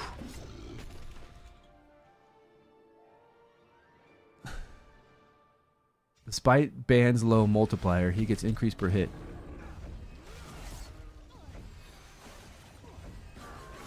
You haven't tried him though? Yeah, I don't know if he gets that increase per hit though. Did it say per hit? I wasn't looking at that 20% speed increase per hit. Did it say per hit? Because some of those things we got to test out to make sure. Because sometimes it does say per hit, and sometimes it just says, sometimes it's only per skill. I would hope it's per hit at that low percentage to be able to proc that speed buff. And if it's per hit, it's even better then, because if you get lucky and hit that multiple times in one attack, you'll have 2 speed buffs on you. Jeez. My man.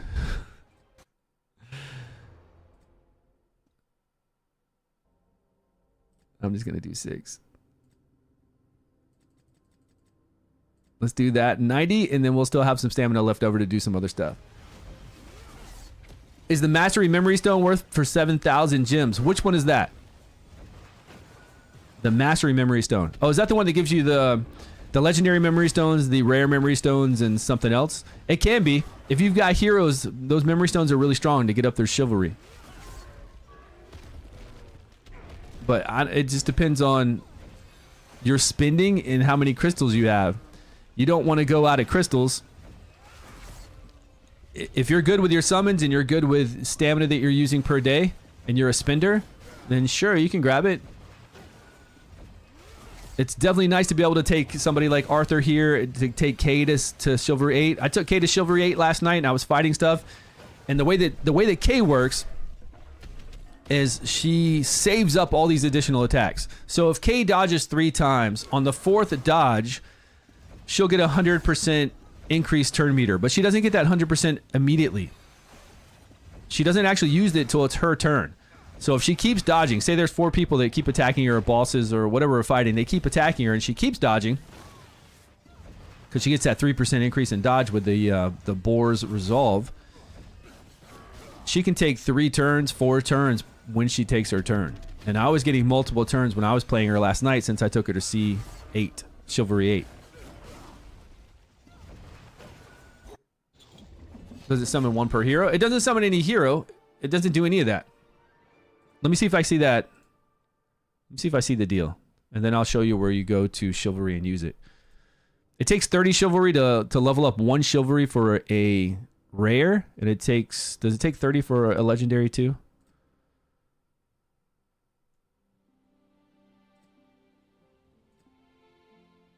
Not that deal.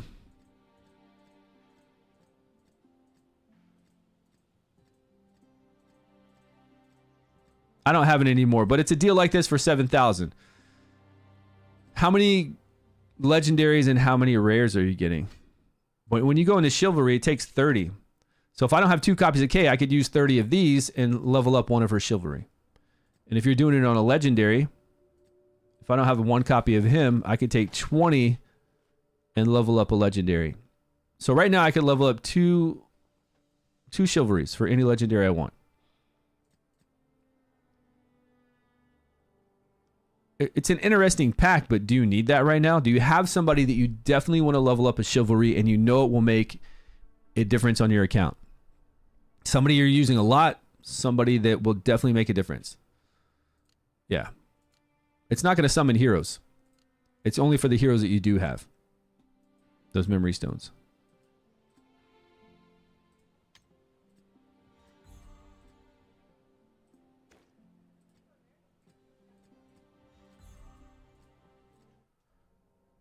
Okay, now that we have a little bit of gold, kinda. Let's go back here. Let's level up. I think we've leveled up his Wind Relic quite a bit, though. 50,000, that's not bad. 12,000 to get to 33. He's level 50. We could bring him up a little bit more if we have the gold for that.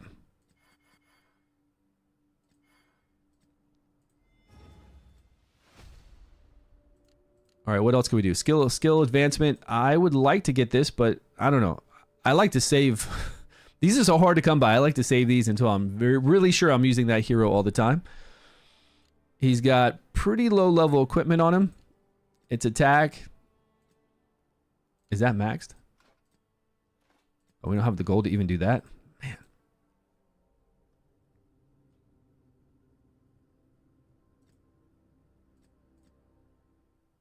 Oh, wait a minute. We got to get our vigor set back.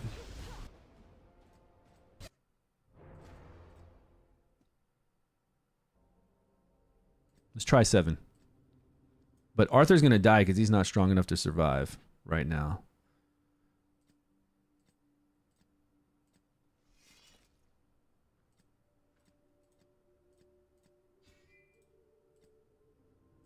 Okay. Yeah, the bear's got 2 legs. It's got 4 legs, but right now it's got 2 paws, a left and a right foot I got to worry about. Let's see what happens if I take out the feet first.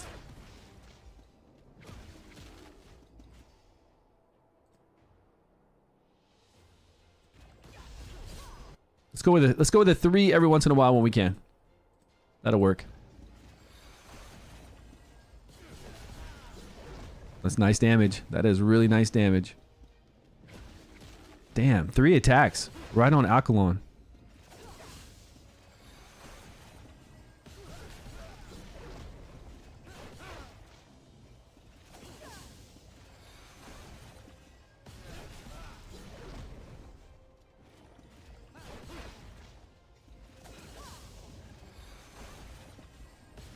If he does those 3 attacks again, we're in trouble.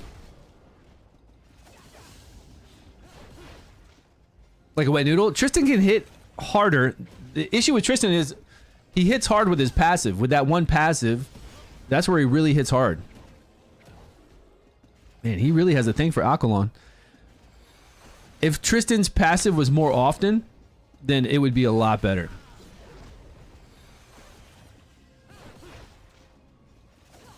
Right now, Kay's only doing her skill 1 because Arthur's taking up all the vigor.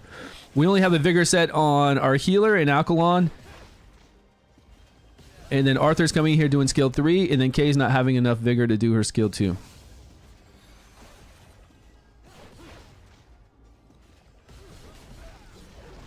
Let's set Arthur to do a skill 1.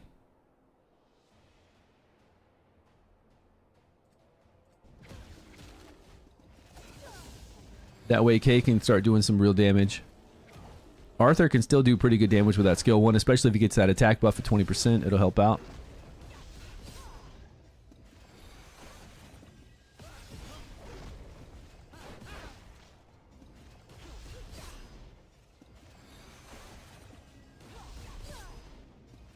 See, on a team like this with this many DPSers, I don't know. I might have to switch Kay over to something like a vigor set so Arthur can do a skill 3 and Kay could always do her skill 2. Then it would work for them both to get a lot of damage. That's why I don't like using a lot of people's skill 3s if I don't have to. I really don't like using their skill 3.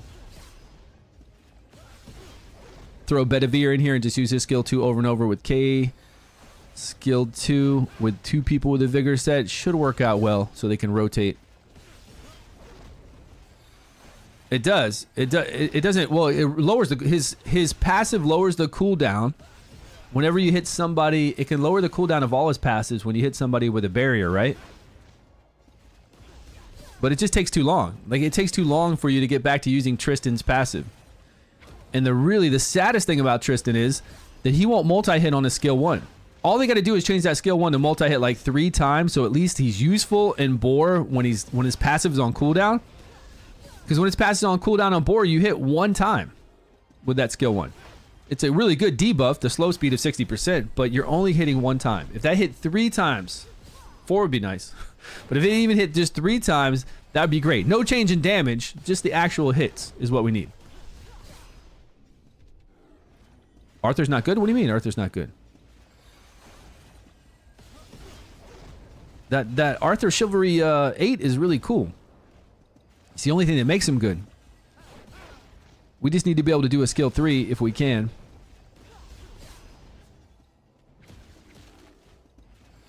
And we don't have enough vigor to go around to do that.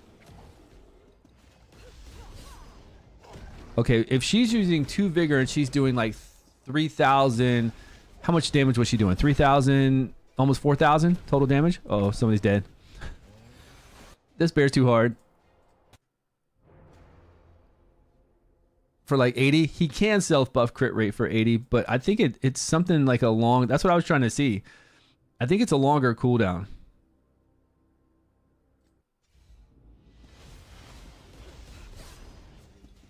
He starts out with the critical damage buff, so the first hit's going to be really hard. And you can have that last for about 3 turns if you have skills into that passive. 8. I'm doing 6. I'm doing 6, and I just beat 7. No, I beat 7 a few times, but really I'm doing 6 to stay consistent. I need the right heroes to remove debuffs. It's all about removing debuffs. Burning Lands is actually not that difficult if you could never have a debuff on you. It's really easy. Like you don't even get hit that hard. The problem is any flame debuff, he multiplies those flame debuffs, and then he explodes them. So when you see a flame debuff of 4 stacks, just 1 on you, and then he does that explosion, you're probably going to be almost dead then.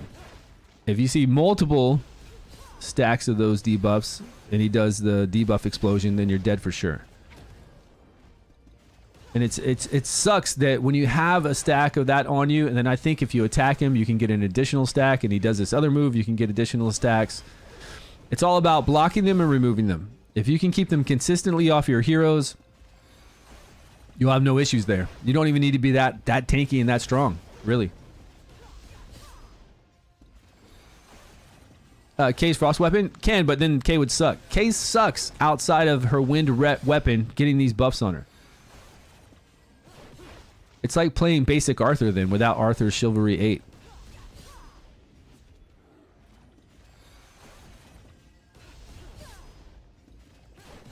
And it's a percentage chance to do that, and I think it's an AoE move too with her 3 vigor cost to do that as well.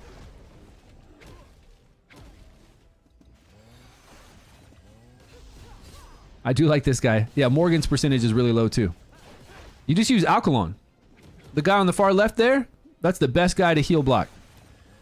You have him in a vigor set, you do a skill 2, and he's going to put up block healing. No problems. If you're lucky enough to pull him. He's a rare.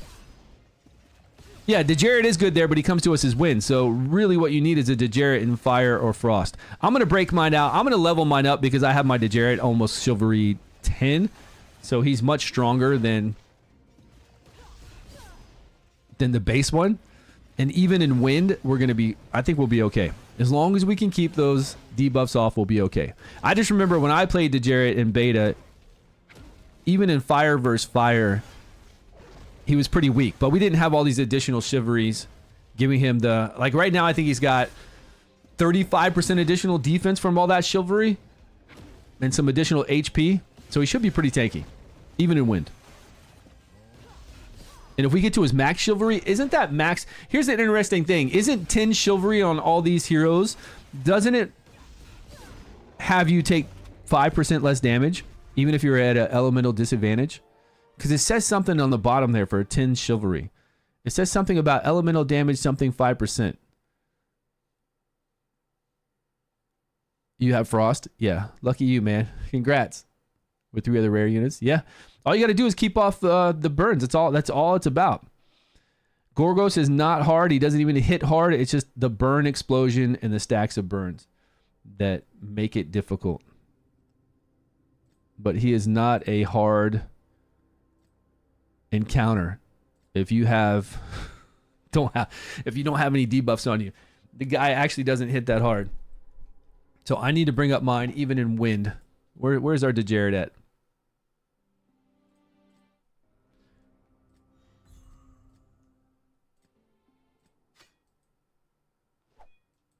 Here he is. So right now we're at chivalry.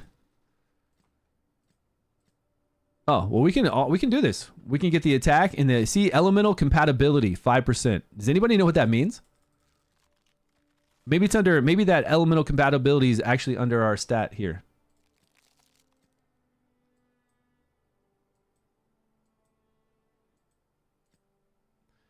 This stat affects damage dealt and taken from elemental compatibilities. Wait, it says this stat does not apply when there is no compatibility. Can anybody translate that for me?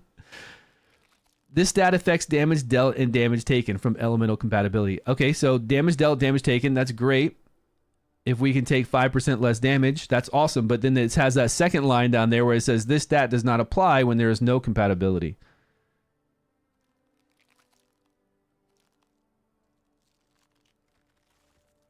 If fire versus fire. Yeah, but fire versus fire, you're neutral already. Fire versus fire, you're not taking any additional damage. So I guess it could be that, right? To where you do 5% more, you take 5% less, fire versus fire. But that doesn't help us being wind versus fire, though. What lineup did I just use for what? Oh, we can level up his skills. Now, we can use this to level up his skills. This is a good thing to do. Max use is -9. Inflict.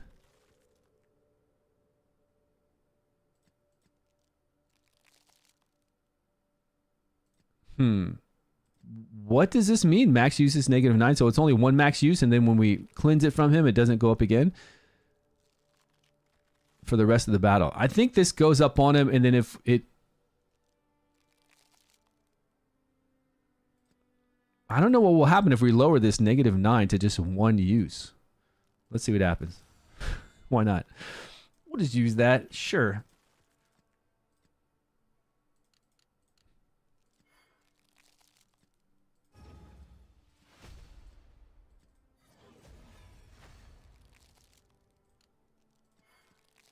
You talking about my team for the bear?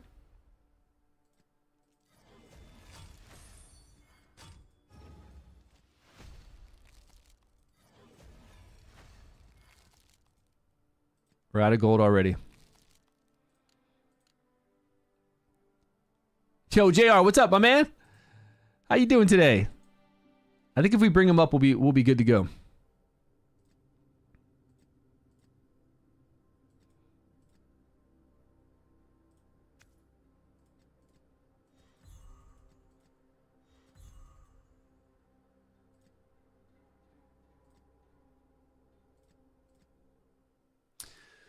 What is happening?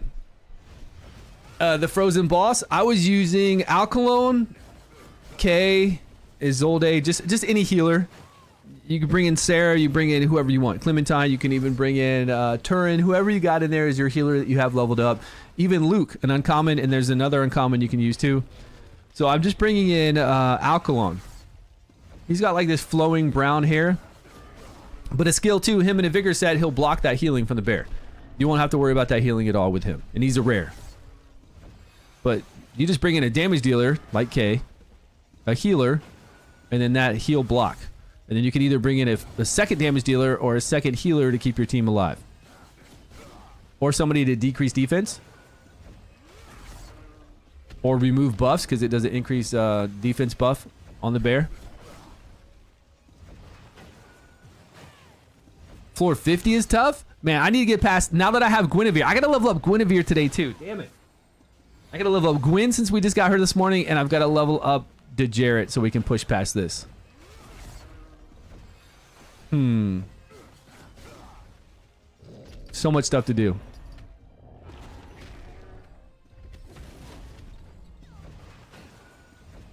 Not only do I have to level them up, I've got to make them strong.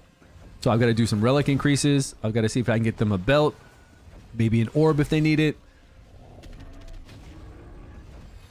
You have an outline for these bosses? Prometheus, what's going on, my man? You just go to the boss. Right when you go to the boss, you click on this little window icon, and it tells you exactly what heroes work for the boss. That's what's so good about this game. This game doesn't actually make you think at all. This game makes it so easy. Now, there are some hidden gems. There are some chivalries that you can have that can make it... There's different relics that you can get that can make it way easy for some of these bosses that you'd have to have RNG and be lucky to get them. But when you go in to fight these bosses, if you look at this little archway, I think it's an archway kind of door icon. If you select that, it'll tell you what the boss mechanics are and the heroes that work to overcome that. So if you go to the bear boss and you select that, you'll see it'll say heal disruption, recovery disruption, and it'll show you the heroes that do it. Now, sometimes it shows you a lot of heroes that can do that at a really low rate or at a really high frequency. Like, it's not going to apply it that often. So you just got to be mindful of that. And the best one, hands down, for heal blocking to be able to do it every turn with a vigor set is Alkalon. HP defense for equipment? Sure, you can. But for my Guinevere, I'm going vigor set and whatever else I need on her. Vigor and something else so I can do her skill 2 over and over. Maybe Vigor HP. I don't think she removes a buff on her skill 1 anymore, so I used to do Vigor counterattack, but I don't think I need Vigor counterattack. I don't think she's doing anything on her skill 1 now. But I will make sure I can cast that shield buff on my team every turn. And then, of course, the greatest thing about her is when we bring in the Crom, our whole team will be there instead of being eaten by the worm. And then when we go through story mode or we go through the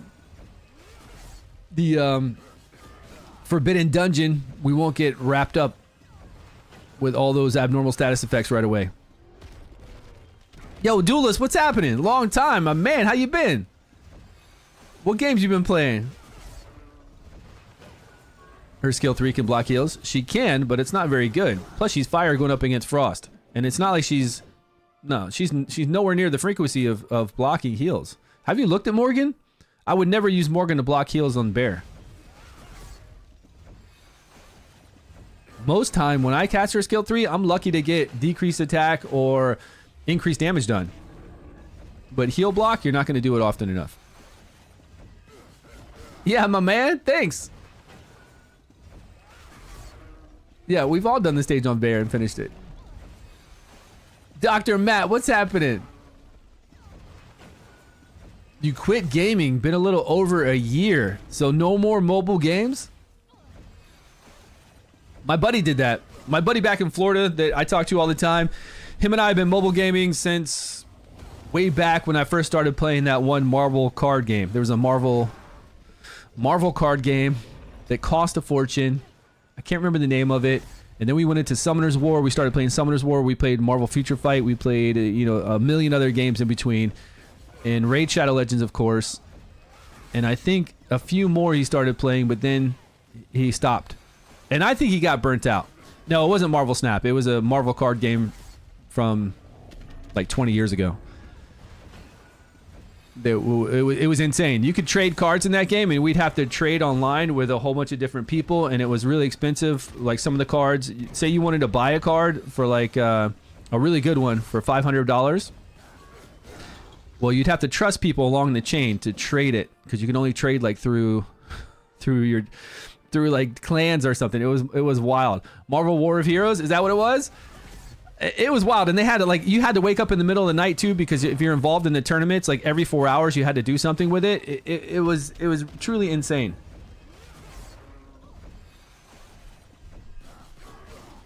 Built an amazing business and loving life. Hey man, nothing better than that. Yo, Kay is a beast. Just beat Boar 7. Hey, congrats. She is, and she's a beast everywhere for you. Everywhere in the game except for here. Which one? Anguish, Degenerate, Isolde, Rosier. Yeah, it's free to play friendly. That's what we used in beta. In beta, we always used Degenerate, we always used Anguish, we used a healer, which would be Isolde, because she can remove some dots. And then we would bring in either another person to put up more dots, or we would bring in another healer if you needed to survive. We've been doing that in beta forever. I probably got videos from a year ago with tons of videos with Degenerate and Anguish. Back then, Anguish was even better. Did more damage. Back when you could actually trade in mobile games. Yeah, but it was scary trading in mobile games. I'm telling you, you really... It had to go through so many hands. Somebody could steal the card. So it was really scary. It was really scary saying, yeah, I want to trade this card with you. Even trade if you want to do card for card. Or if you wanted to buy it and you were spending hundreds of dollars to buy a specific card, you had to know that it was going through these people's hands to come to you. And we'd be like on these big group chats, making sure that it went, okay, I got it now I'm giving it to this person. It was really crazy.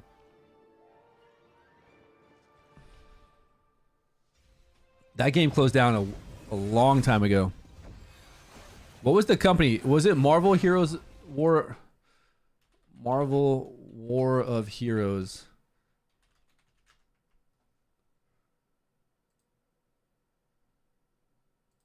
If I hear the company name, I'll remember it.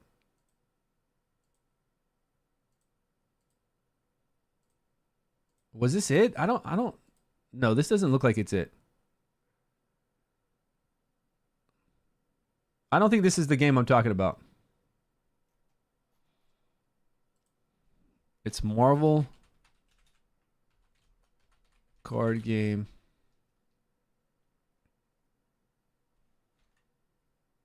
We're in 2004.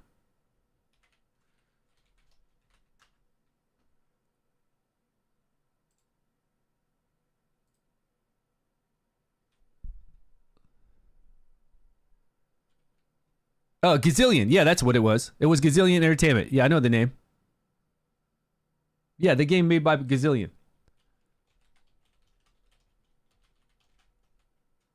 Marvel Heroes, 2016. Right? No. Gazillion was the game. This was the game we played on computer. Marvel Heroes is amazing. Marvel Heroes is the one we played on computer. That was like an action RPG that you played through it. That was made by Gazillion, David Breverick, who did Diablo. No, this game, Marvel Heroes 2016, 2018, whatever they made. This game I played so many hours on, and I think it was on Steam or their PC client. This is the best game. If this game came out today, then I would play it today. Marvel Heroes, and eventually it went to Marvel Heroes Omega, and it released on PlayStation and other things. If this one was relaunched, I'd be streaming this every single day. You went into Manhattan Midtown and you ran around with a whole bunch of other people, and bosses would spawn. You had loot, like we farm for loot in these games. We farmed for loot in that game like crazy. All the great heroes. You could play Taskmaster. You could play, if I was playing, what's the guy that bamps around? Nightcrawler. If I was playing Nightcrawler, I could teleport all around quickly. You could even get an artifact to do that. You had your inventory lockers. So many heroes that you played with, and then so many dungeons you ran through. We even had bosses that we had, like big raid bosses that you went through. That game was so fun. I honestly don't understand. And I'm in a Discord to where they say they've been working on the game to bring it back. Not that they own it. They don't own any of the rights to it, but they've been trying to recreate it. And I've been in this Discord forever, and I don't see anything happening. Like they were going to make it so you could play it, rebuild it. Did I leave that Discord? Yeah, Marvel Heroes. I spent so much time in that game. Nightcrawler was the shit because you could just teleport around, right? You could teleport around everywhere. It was so good. And then they actually nerfed that. They nerfed the way that teleport worked, I think. Yeah, that game was really good. When you played the heroes, you actually felt like you were playing the Marvel Heroes, going through dungeons. And dungeons were fast. You could run through dungeons multiple times very quickly. Try to get that drop from the boss. Play with your friends, co-op. It was such a good game.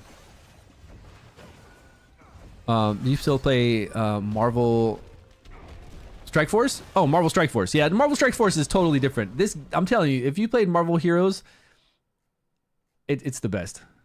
The best. Unfortunately, it's not. It's been gone for a long time. A long time.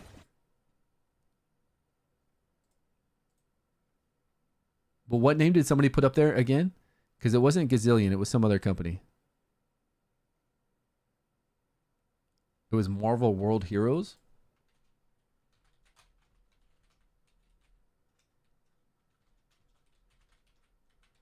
Release date 2013.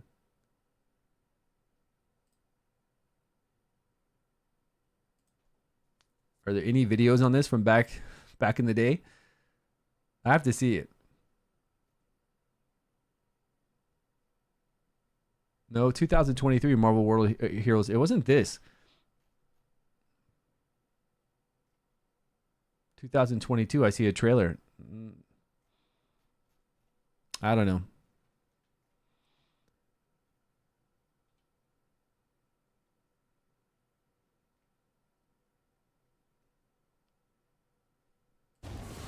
A guide for Wild Boar Dungeon 52, please? Yeah, I got a guide for you over on YouTube. Are you on YouTube right now?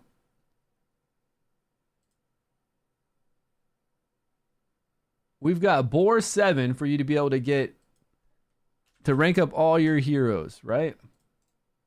Right here. Here's what I used and here's what I did to get to the point for you to be able to do 7 so you can actually level up your heroes from rank 5 to rank 6 and then level them up to level 60. All this stuff is on YouTube. Do Marvel World of Heroes wiki?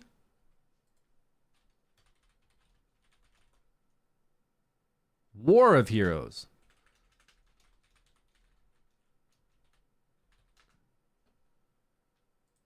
Okay, that card looks more like it. These cards look more like what we did and what we had in there.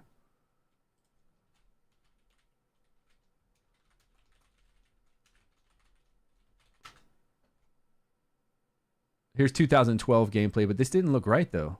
I don't know why. It was top down though, for sure. But for some reason, this gameplay just doesn't look right to me. Could be. Could be. Oh yeah, that looks right. That looks right. There's one right here where it shows this because it was kind of definitely old school looking when you fight and you do these attacks. Yeah. It's so old. Good times. You're a fan from Vietnam? Welcome, my friend. Thanks so much for watching, hanging out with us.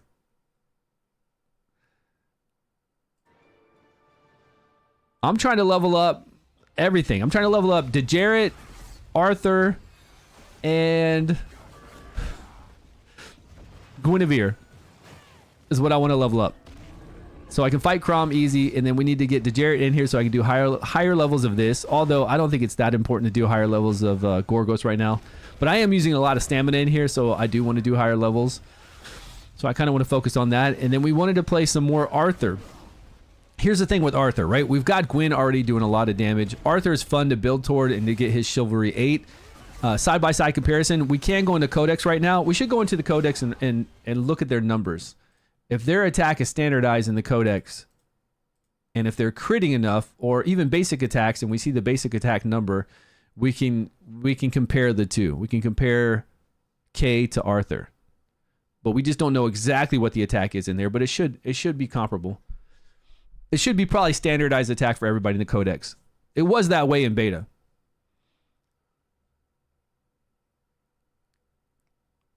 And buying energy? Yeah, that's the one that we had when we had those kind of battles back then. Like, you couldn't sleep. You could only sleep 4 hours, and then you have to wake up like every 4 or 6 hours to do your attacks. I remember doing that. I remember setting my alarm and waking up a couple times a night to do some attacks, or at least once. I think twice, though. It was insane. My alarm would go off. I'd be like this really quick, and then back to sleep. Serious business.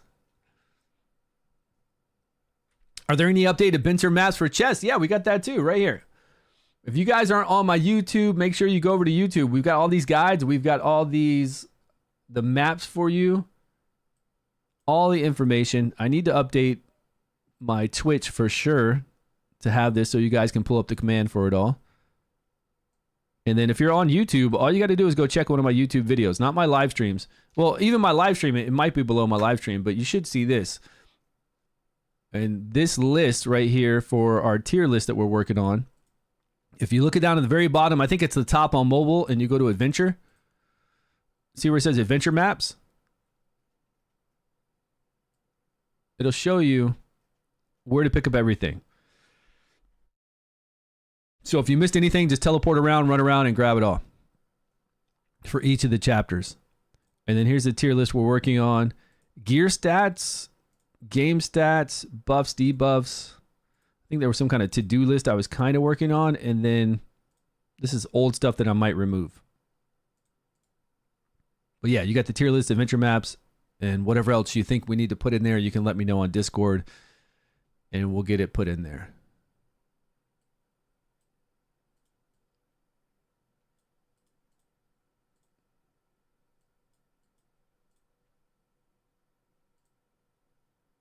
I guess there's no commands in YouTube streaming, right? Nothing we could put in as a command to pull up like you can on Twitch with Nightbot. Any promo codes? The only promo code that was working, and I think it's still working, is join King Arthur. I just put it in chat.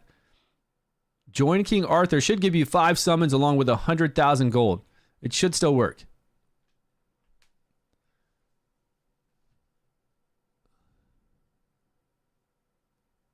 I need to do some adventure too. You know, I play this quite a bit, and I'm on stream with you guys quite a bit, but I really don't get a chance to just look over my account and I guess I do. When I'm playing with you guys, I get some good game time in, but even when I'm streaming with you, I don't feel like I get to play enough because I'm still playing at the end of the night. I'm trying to go to bed, and I'm still trying to wrap up and get my clan boss done. I'm trying to knock out my 5 battles to do for my to level up the passives and gear, the Crom and the other guys fight. You know, I'm still up late at night trying to get through all my stamina and do like last minute things. Only summon that you got? What's that? Oh, you used the code today, and you got those summons. All right, nice. It still works.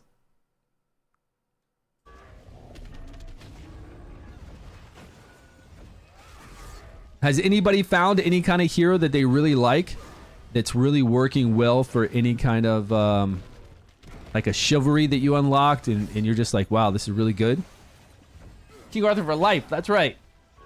I can't wait. I can't wait till global launch. Once we have global launch, imagine the amount of people. Like, there are so many people playing it right now, and you see more and more content creators like getting on the King Arthur bandwagon. They're like, yeah, this game is sweet. This game is like the top turn-based gacha game out there now. It's not even global launch, and we got so many content creators jumping on this. So many people playing it right now for early access. Once global hits and anybody can download it, they see it in the Play Store, they get notifications, they start doing advertising. I think we're going to see a lot of people. Look, the progress will be saved. Yeah, it'll be saved over to global. I posted my legendary weapon pool in general chat. What'd you get?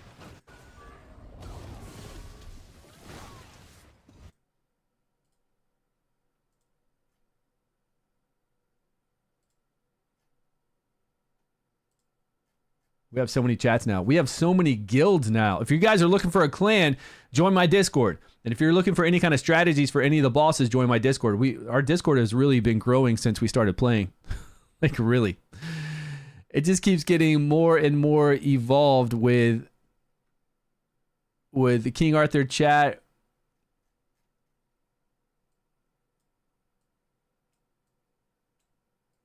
Hold on, I had this on my other monitor.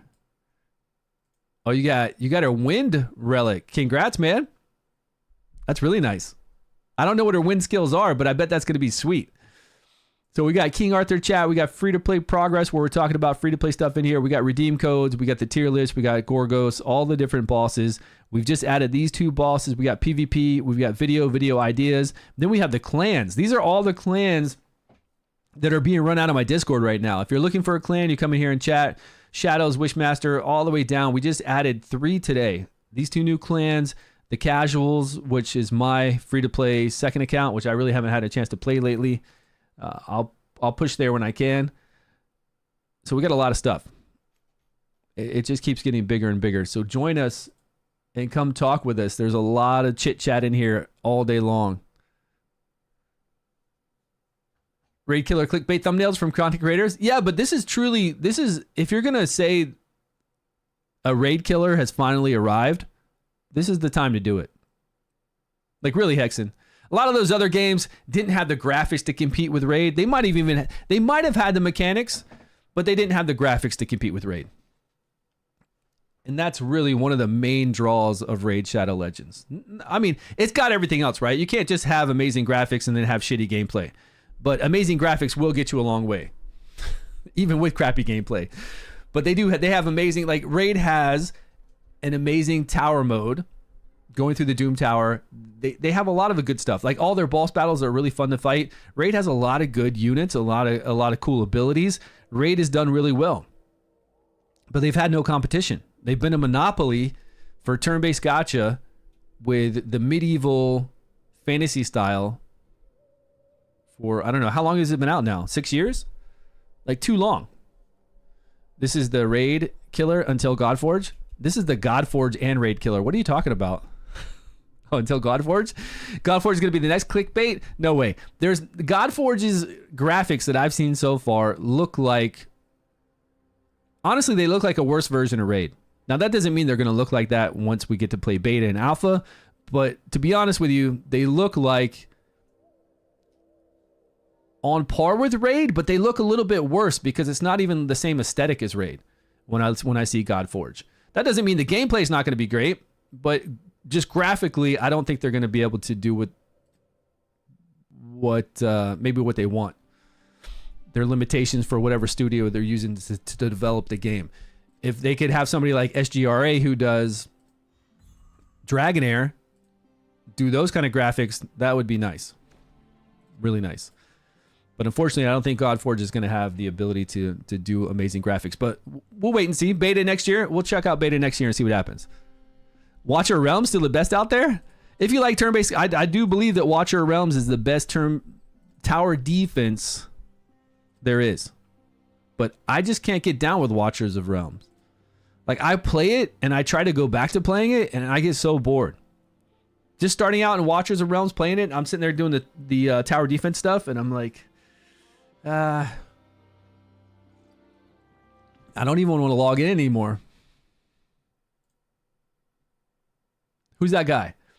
Fewmore, you got a new guy in my last toy from Raid. Nice. Yeah, I'm hoping we get some more stuff like that in King Arthur. I do like the heroes that we have in King Arthur. I mean, I like the human type models, but I really like what they've done with. I mean, these girls look amazing, but I really like what they've done with the Fey Queen. Like how cool these can look. And the rare one down here. Like, I feel like they could make, and DeJarrett's an uncommon, but I feel like they can make this guy even more menacing. They can. I mean, we've got the graphical quality to be able to do it, but people like this look sweet. But I do like it when they go into the fantasy type element of it. Like this. Like having a shark guy look this cool. And this kind of detail. It's pretty wild. And this lady. So if they want to pull off some more of this, I'll be happy with it. Then we'd be talking more of kind of the raid type fantasy aesthetic stuff. And I think they will, because we've got some other heroes that the Cthulhu guide face one, Brandon, I think his name is. We've got that guy with the trident that they're going to come out with as a legendary. Because right now, all the legendary heroes kind of seem like just human. Yeah, human versions of archers and casters. Casters, another human, another guy with a sword. Now she looks cool. I think Guinevere looks really sweet. Yeah, it's a really pretty model there. I think Lancelot looks really cool. But again, these are all the human ones that we have now, so I feel like we can get some really cool dark fantasy stuff, some more weird fantasy stuff like this. Because there again, we've got the humans, right?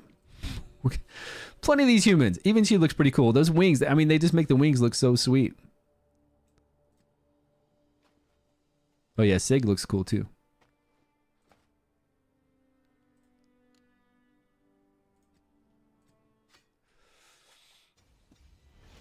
Top notch for the yeah, they do look top notch. That's what's really sweet about it, right?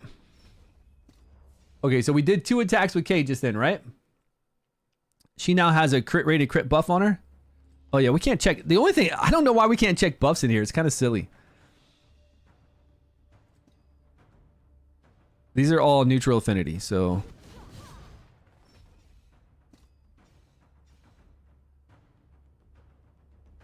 See, when we test people in here though, I thought they were supposed to be maxed out.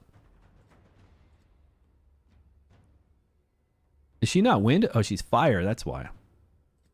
Can we change from here?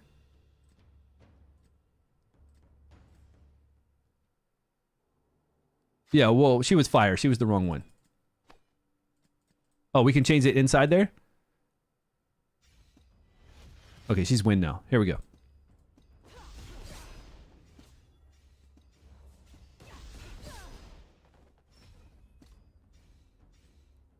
So now we have... Yeah, it's weird that we can't do the buff screen. You know how we do it when we play? We see the screen with all their skills and we can see all their buffs. It's really nice. Yeah, if we click the buffs above her, though... It doesn't pull up that screen. She just got 2 crit rates and I guess critical damage. I don't know. She's got like an attack buff too. What's going on here?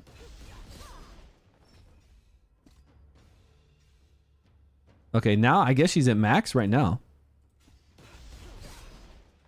right, so she did 3 hits at 1863. 1863 times 3, right?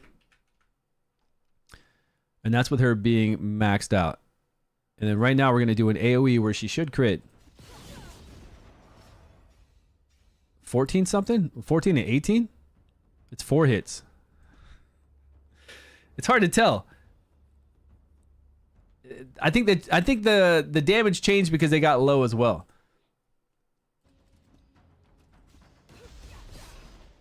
Now she's doing 2-5 See, I don't think she had... Why is she getting this attack buff? Oh, she's getting this favor up every 3 turns. That's right. Man, it's really hard for me to see what her damage is going to be without too many buffs. Okay, now she doesn't have... All right. Here's both of the buffs. She doesn't have the attack increase. 1434 times 4? It can go up if they're lower, but let's just say 1434 times 4.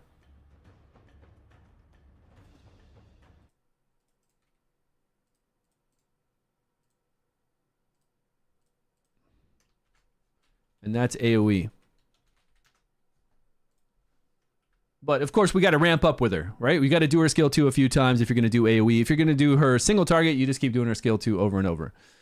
And we're looking at 1853 times 3. So then if I bring in Arthur with his Chivalry maxed, which it should be. Not playing full screen? Just go over to settings.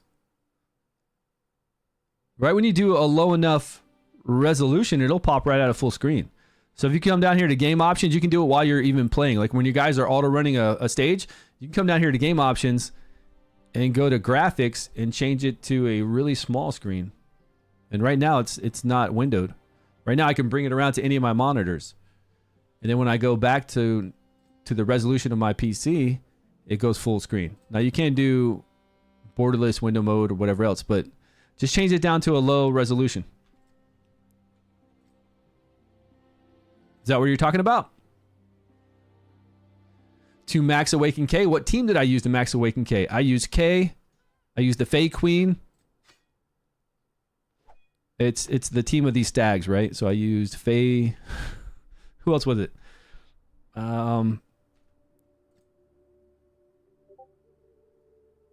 Stags favored. These 3. So we got Isolde AK, we got the Fae Queen, and then we had Tristan in there. And I had to level Tristan up a little bit more so he'd stay alive. That way we can keep up with the vigor cost. And I got up to stage 9, I think, in the favorite dungeon.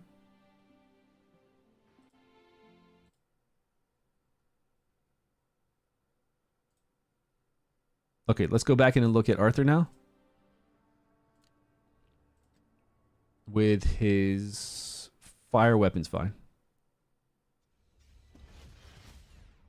Okay, let's get this buff dropped off of him, though.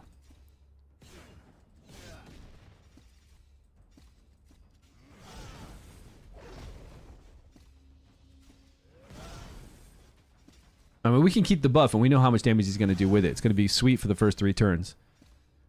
Okay, now he's got a crit rate buff on, and a critical. Is there a critical damage buff on him right now? I don't know why we can't look at that screen.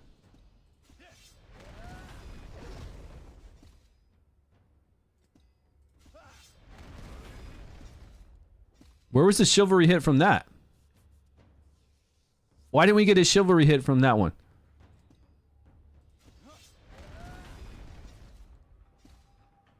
So Arthur's fire skill 3 is bugged? It's like doing a 2-turn cooldown on Chivalry. That's not right. Oh, he's not critting. We have to crit. He's not critting. That's the issue. That's what it was. This is an attack buff. This isn't the crit buff. This is a 20% attack buff. Now we got a crit buff. Okay. So here we go. So on a skill 1... I feel like that's a lot of damage, though. Just for a 0 vigor cost ability, I feel like that's a lot. Now he's got 2 attack buffs on him because we did that, but he's got no crit buff. That crit buff falls off quick. I've got a lot of crit on my Arthur just because I feel like that crit buff. Plus, I don't have points into that to passive to make the cooldown shorter, but it falls off really fast.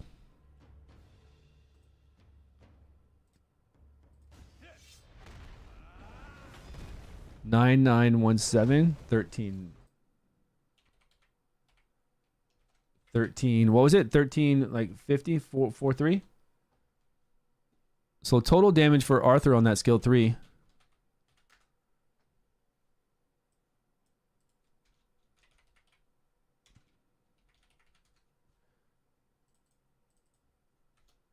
is 11,260.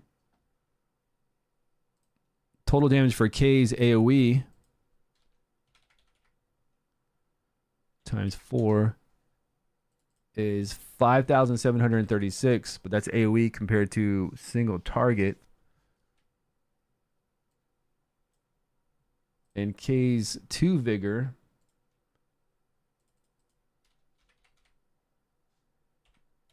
was doing 5,500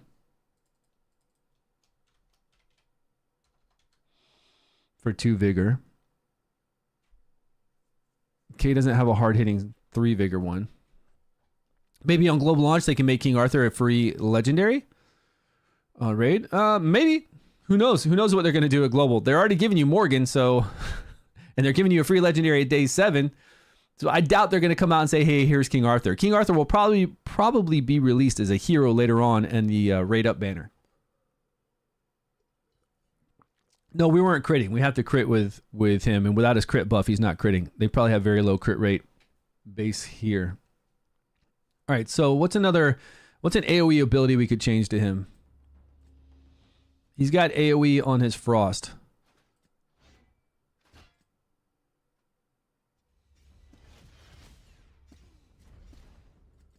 Right? Okay, still no crit rate buff yet, so we didn't get the extra hit. Now we got a crit rate buff and a critical damage buff up for quite a while. And then one more hit now. Okay, it only hits one target. That's interesting. So for Chivalry, when you do AoE, you only get one. The main target you attacked is an additional hit, even if you crit on the other ones. That's kind of sad. Okay, we've got no crit buff, so we're probably not going to crit a lot.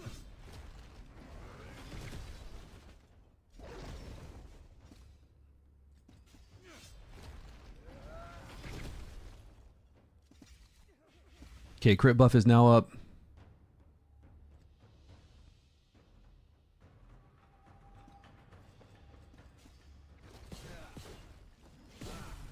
$852 times 3. 852 times 3 is not a lot for that AoE for 2 vigor. I mean, K's is 3 vigor and she's doing 5,736. He's doing, I guess it's pretty good.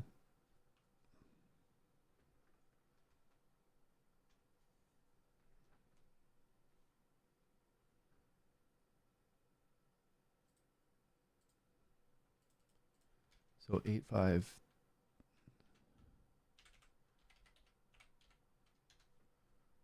And then only one person, 2,556. One person. C8. I was hoping everybody would get hit. It's kind of sad that only one gets hit. All right, let's get our crit rate buff again.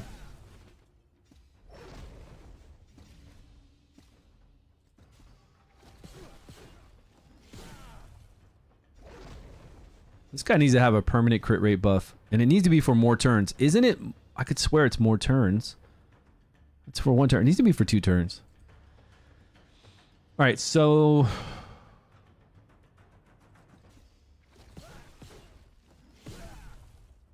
actually it's lower than because he doesn't have a critical strike damage. He doesn't have the attack buff on him.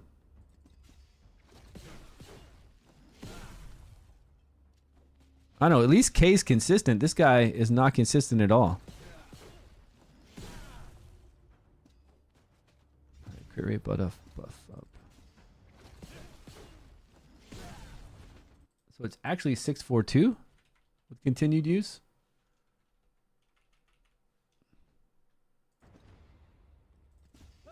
So in AoE, it really doesn't increase his damage a lot, right? AoE, he's just going to do the same amount of damage he would normally do. However you build him, he's going to do that damage, whatever it says here, of 157 to everybody and a chance to chill. And then it's going to hit one person for an additional damage of, I didn't think it was a lot, was it? Let's see what the additional damage strike is. 1,160, was it? 726? It's a nice little extra amount, but it's not crazy since it's not hitting everybody. 1,000.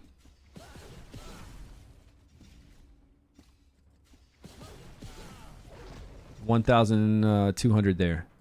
That one was good. 1,200 when we're hitting this lower. Like, yeah.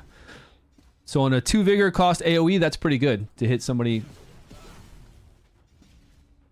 If you're critting decently hard. 1. So strange.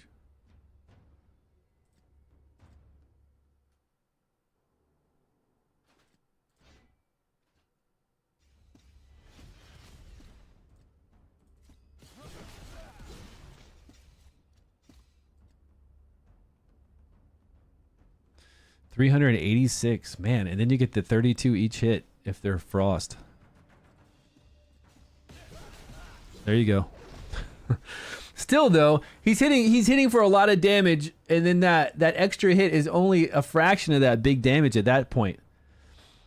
Right? You see what I'm saying? Like, he's hitting for a lot, 4,500, but then that extra hit came in and only hit for 1,000 something. It's better on the skill 2 for 2 vigor. I'm doing it AoE, and then it's doing an additional hit on that one person for quite a lot at that point for the vigor cost. Okay, is that crit rate? Now it's crit rate, but he still got that critical damage buff.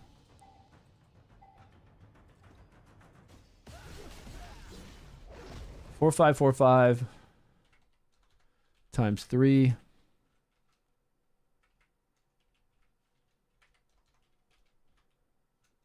It would be more versus frost, and then that extra hit for is only for 1,100.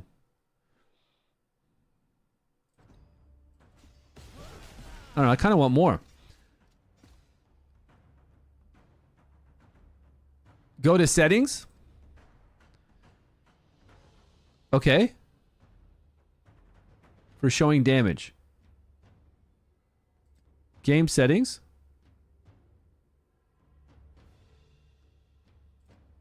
Show total damage info. Oh, down here at the bottom like that, right? I see. So it'll tell us down to the bottom right. Hey, man, good call, good call. We got a crit rate buff. So 9.8. So that's total damage. Well, it's good to know it's good to know what that last hit is too, because we're talking about his Chivalry 3. So if the majority of the attack is all that, and it's a small fraction of it with his Chivalry on this, it doesn't make, you know. 32321161. It's not a huge increase. I mean, the skill is good on its own without Chivalry 8, especially against Frost. It's a lot of damage. And the Chivalry increase, we're talking about an 8 Chivalry, only increases that damage by 1,100. And it was 9,000 total, I believe. So normally we'd hit for 8,000, now we're hitting for 9,000 with the Chivalry 8. I was just expecting, it was 8,600, went to 9,800. I was expecting a little bit more, that's all. What do we do with soul fragments? What are those? Soul fragments are the silver ones and the gold ones. I was expecting more on single target. I was expecting that extra hit, the way it's worded, to be a portion of the damage actually dealt, not just an extra hit. If it's an extra hit of 100% damage, it should say that, and that's what it's doing. It's giving us one additional hit of like 100% additional attack, or some version of attack, because you can see that when we hit with AoE on that one target, it's 1,100. When we hit with 3 hits on a 3 vigor cost, and it's hitting for 4,000 each hit, but when we get that last Chivalry hit, it's still 1,100. So it's a set variable. It's not based off the damage we've done. But when you read in Chivalry, what it does, it says like you get an additional hit, but it just doesn't say. It should say the amount. I think they need to clarify it. Hit 1 additional time upon critical strike. That could be 1 additional time of the same attack you're doing. So you're duplicating that attack. So if it's a 3 vigor attack, you hit really hard 3 times and you hit really hard 3 times again. It could be 1 additional attack of just 100 attack, which is what it's doing, no matter what you hit. And it's only on one person. It's not on everybody. I don't feel like this is as good as I thought it was going to be, is what I'm saying. with soul fragments. You get those in adventure mode. Oh, those we just need to get rewards. They're in our map. If you need to see the map there, but you just do that for rewards. So just to complete, they're not used for anything specifically. They're just there as something to collect, to get rewards, go around and collect.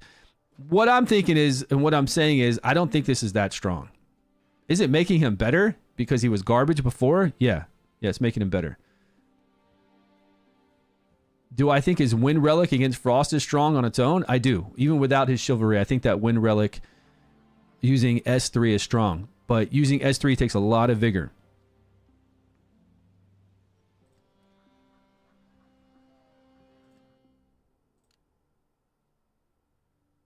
And if it's a fixed variable like that, using him as a skill 1 is actually going to be, I think, a better play.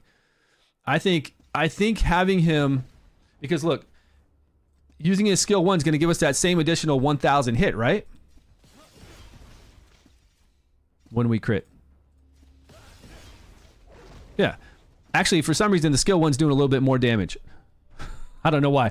I don't know why that Chivalry proc was 1,500 instead of the normal 1,100 we've seen.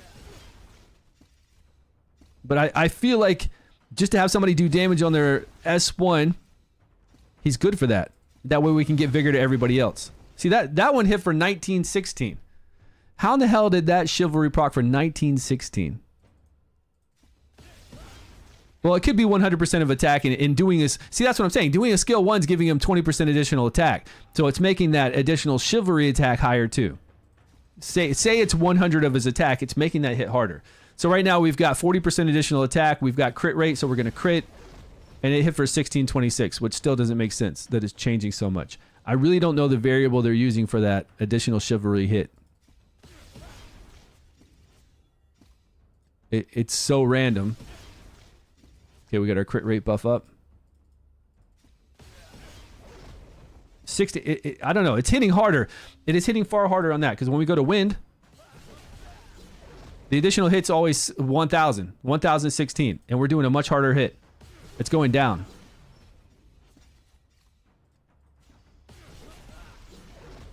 $13.93 then.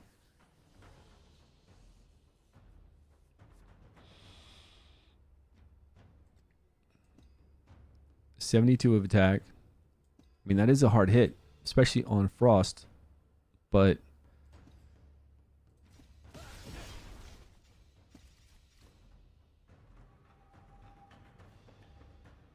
only 1,000 though. And if I can pump out an extra 1,000 damage on this, that's 3,000 on a 0 vigor cost ability. I think that's really good.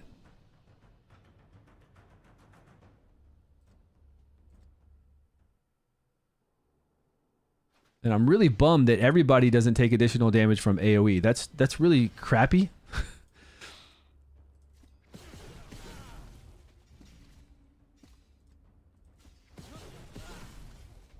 And he took 1673. Can I rate the top damage dealer in the team in the game right now? I don't know. It's going to be Bedivere with a skill 2. It's going to be Gawain. It's going to be Kay. And I think that's it. I don't know who else is going to be the top damage dealer in the teams. But for the ones that I know, Bedivere with his skill 1 passive maxed out along with using his skill 2. So he gets a crit rate buff before he attacks. Once he crits, he just does an insane amount of damage. His skill 2 does like skill 3's people's damage. And then if his passive is up, he's going to do even more. So Bedivere for sure. Bedivere, Frost Bedivere, which is what he comes to you as. Get his passive up, do that. Gawain's going to be amazing for damage. And then Kay is amazing for damage with repeated use of her skill 2. I don't know. I'm not a big fan. I'm using her right now, but I'm not a big fan of her. She just doesn't... Her other... If you're able to get one of her other relics, she's SSS tier for so much content. If you can get her wind or fire relic to block abnormal status effect, to remove dots, to remove abnormal status effect. Those other 2 relics are so good. Her current relic, you're just removing 1 dot right now, 1 debuff, and you're getting a counterattack every 4 turns because we haven't, increased her passive. It's like every 5 turns to 40% chance to counterattack. And you get an attack increase sometimes. She's okay. She's there to remove a dot if you can get her to remove a dot with other people consistently. If you need that for Gorgos, it could work okay. But she's nowhere near as amazing as her other relics. Leveling passives, like before ranking up. No, I don't have a video discussing that. I don't, because I don't know a lot of heroes that I need to go in there and talk about doing that with before leveling up. We could do a short on that. Yeah, we should do a YouTube short. I'll make a note here to do on leveling passives. That sounds like something we could do in a minute window. Like that's what a YouTube short is for. And we could say that very quickly in 30 seconds. Show an example of Bedivere. And then, you know, say to be on the lookout for that. Look for the passives. If you definitely want to get that passive one done, you're going to have to reset that hero, go for that passive one, or don't level that hero up. Get that passive one done like I did with Bedivere and then level him up.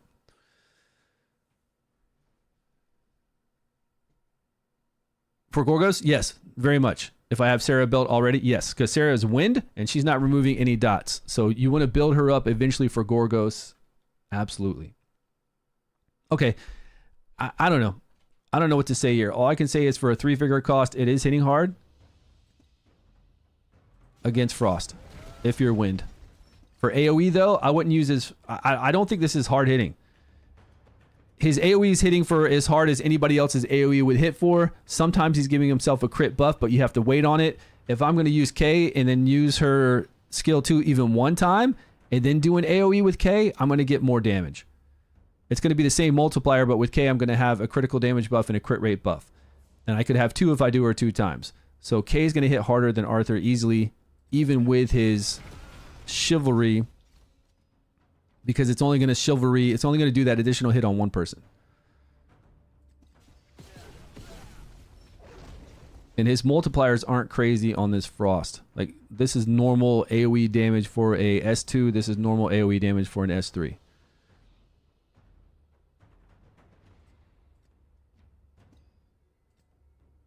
If you could get that crit up more reliably, then yeah, we could definitely gear him better. We could gear him to be critical damage the whole time. 3 sets of critical damage. We could go attack and critical damage. 4-piece attack set for 30% additional attack. We could get that 15% additional critical damage. And then we could rely on that crit rate buff, but it like falls off every other turn. And it takes 2 turns to get it back. And this here in the Codex, he's maxed out. Like, I don't have it maxed out on mine. You wouldn't either on yours for the passive, but here he's maxed out. So you got 2 full turns before he gets this buff up. And now he's going to crit, and then it falls off. It's for 1 turn. What is that shit?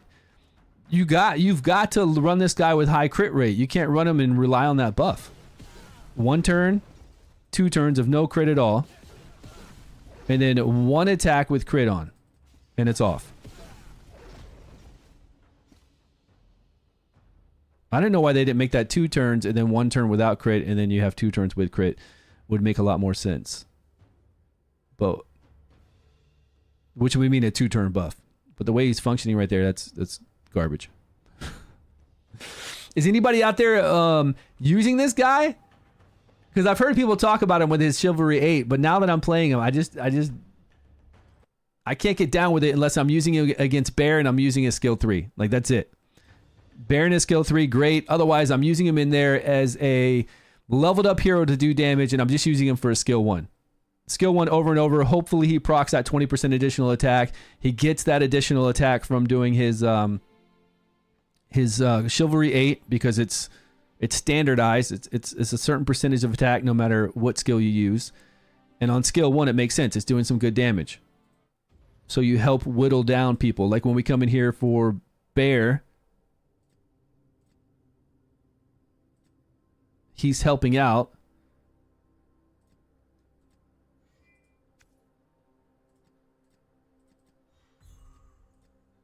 Skill 3 would do a lot, yes, because of the way it's done. But here he's just helping out by doing damage. Repeated good damage, right? Not crazy. Just good extra damage.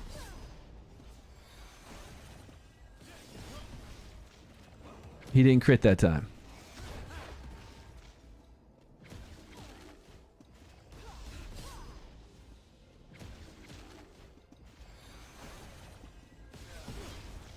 There it is. So 1,172. And now he does have a 2-turn attack buff on, so that'll go up. His damage will go up some.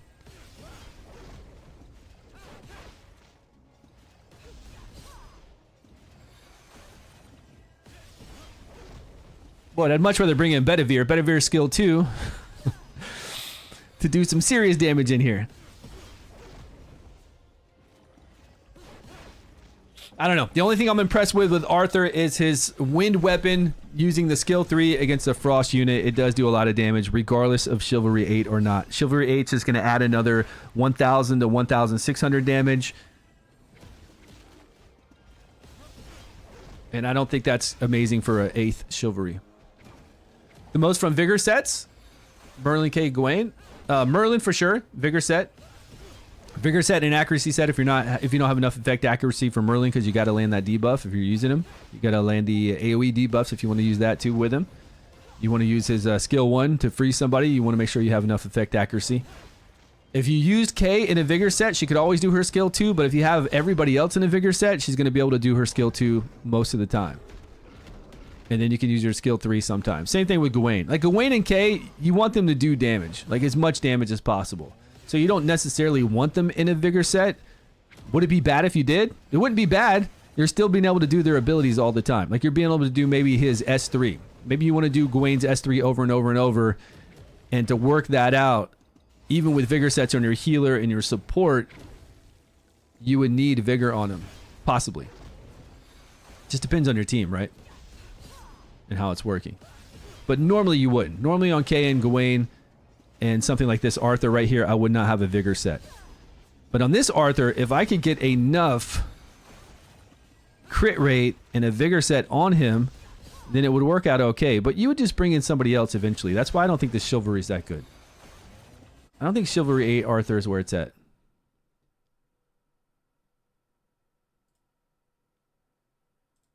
Unfortunately.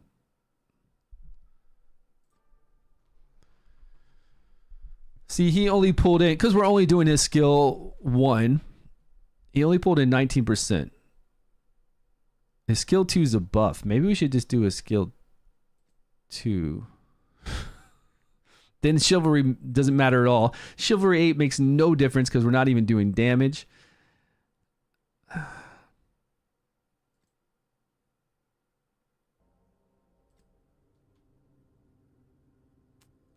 Let's go with skill 3.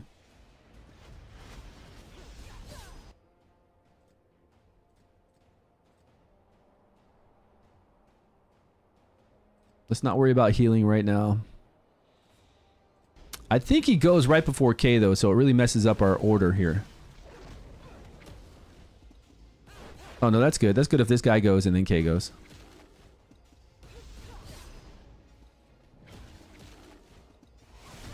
Let's see how much damage he can do if we can get a skill 3 off all the time. Compared to K doing her skill 2 all the time. Can we work that out? Skill order.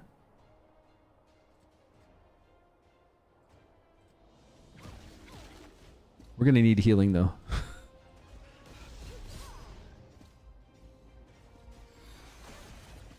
And now he can't do it.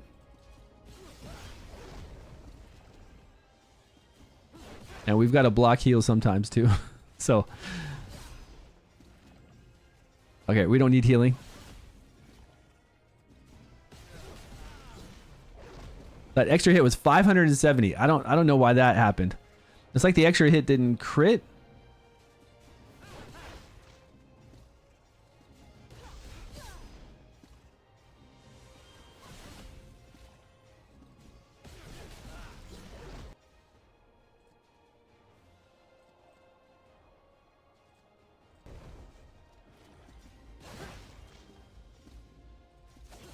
Oh, oops.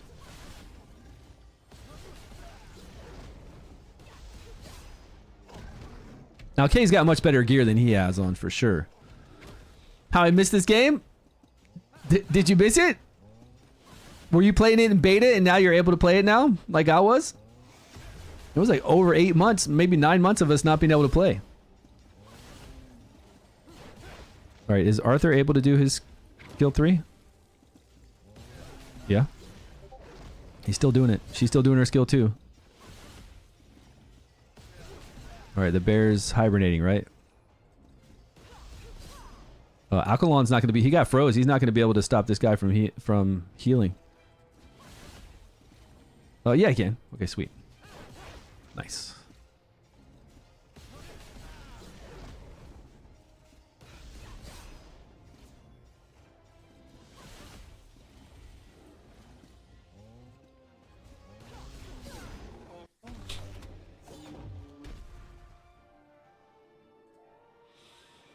Okay, so Kay did 47%, Arthur did 44%, and he's nowhere near the gear that she has. So without a doubt, Arthur, but he's doing the skill 3. Like if Kay had a skill 3 single target that hit really hard, we could kind of alternate that with the skill 2. The thing is, it's too vigor for her to hit what she's hitting, right? And then if she wants to AoE, she can AoE and blow stuff up. With Arthur, he gets that additional damage on a frost unit. So Arthur here, regardless of Chivalry, he's going to be great if you can do his S3 over and over.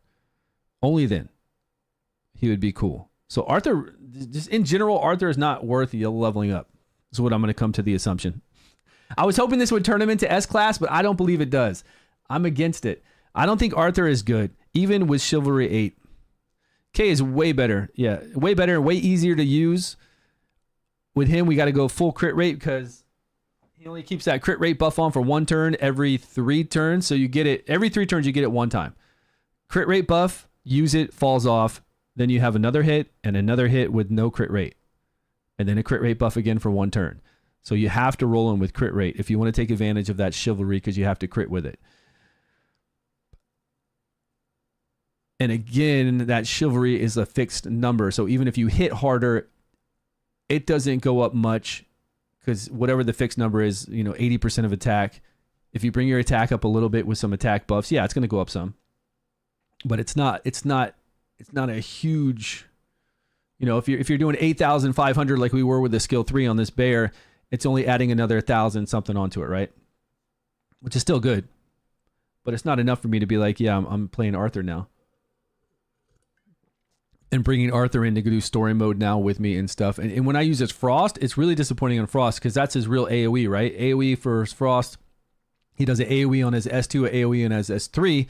The only thing it's buffing there is 1 target is taking an additional 1,000 to 1,500 damage. That's all. That's all it's doing. So if his AoE wasn't great before, which it wasn't, it's not great now, just by hitting 1 target. Now, if it hit all targets an additional 1,500, that would be cool because he's critting on all targets. It should, but it doesn't.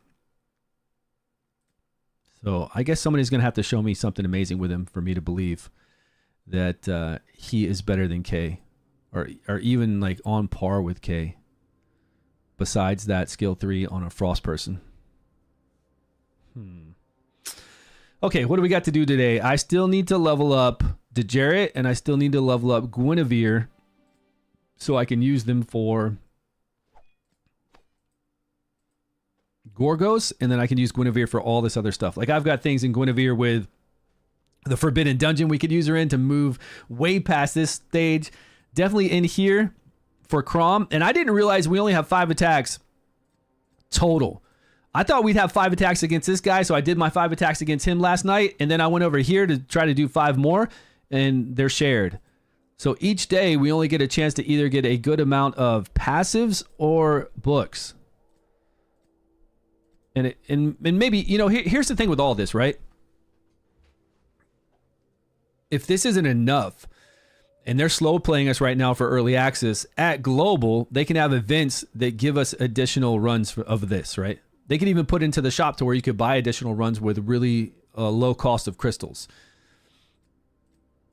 So all this can be increased. They'll do the analytics and see what's worth it. Ralph's best weapon? Ralph. Oof, I don't know.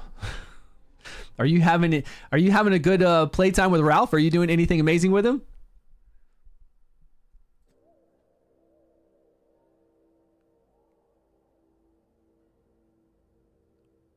Yeah, you can. Super Dave, did I miss something? Oh. To use your Bedivere? I was too, and I'm anxious to use my Bedivere right now, and I already did his passive. But you can reset. You can use a reset token, do his passive then once you have it. Because he's still very powerful even without that passive maxed out. But I just maxed that passive out yesterday, so I'm ready to level him up. But I've got to do Guinevere first because I still have Kay doing crazy damage. So it's not like I need to rush and do this guy. But yeah, I want to. I want to get my Bedivere up and just start smacking some stuff to run with Kay, right? That would be nice. But first I got to do Guinevere so she can stop all those abnormal status immunities. I can get some shields up with her. And then we got to do Jarrett after that so I can move up a little bit in Gorgos. From the day 7 login. Oh yeah, what'd you get for your legendary? I got Tristan. Nice. Exchange shop. Hero exchange. There it is. There's my copy of Tristan that they gave me today. What'd everybody else get? Your new team, Merlin, Morgan, Bedivere, and Sarah. Nice. What do you think? Yeah, that'll work. You got Gawain. Nice. Anya. Lot. I got Morgan. I got a lot of lots lately. I had like 3 or 4 different copies of Lot. I turned them all in for Guinevere. Morgan again. That's nice. Morgan increase is good. I hear her Chivalry 3 is really good. You also got Tristan. Yeah, I wasn't really happy about getting another copy of Tristan. I was really hoping I would get... Now I'm just missing Gillian and Sigrun. You're about to log in? I'm about to log off, guys. I've been on for 2 hours and 37 minutes. It's 1 p.m. here. I'm going to have lunch. I'm going to hit the gym. Then by the time I come home, my kids will be coming home. And I'm going to work on leveling up my heroes. I kind of just want to auto grind right now that I know what I'm going to do with the Jarrett and with Guinevere and what I'm going to try to pass with those. Make sure you're staying on top of your castle. My castle's on a 4-hour something upgrade. Just make sure you click on the castle and then click on the little the icon that tells you what to level up next. Yeah, do that. Claudius, nice. It looks like everybody got some nice legendaries. Anya, I believe that's how they said you pronunciate her name. It doesn't look like anything like Anya, right?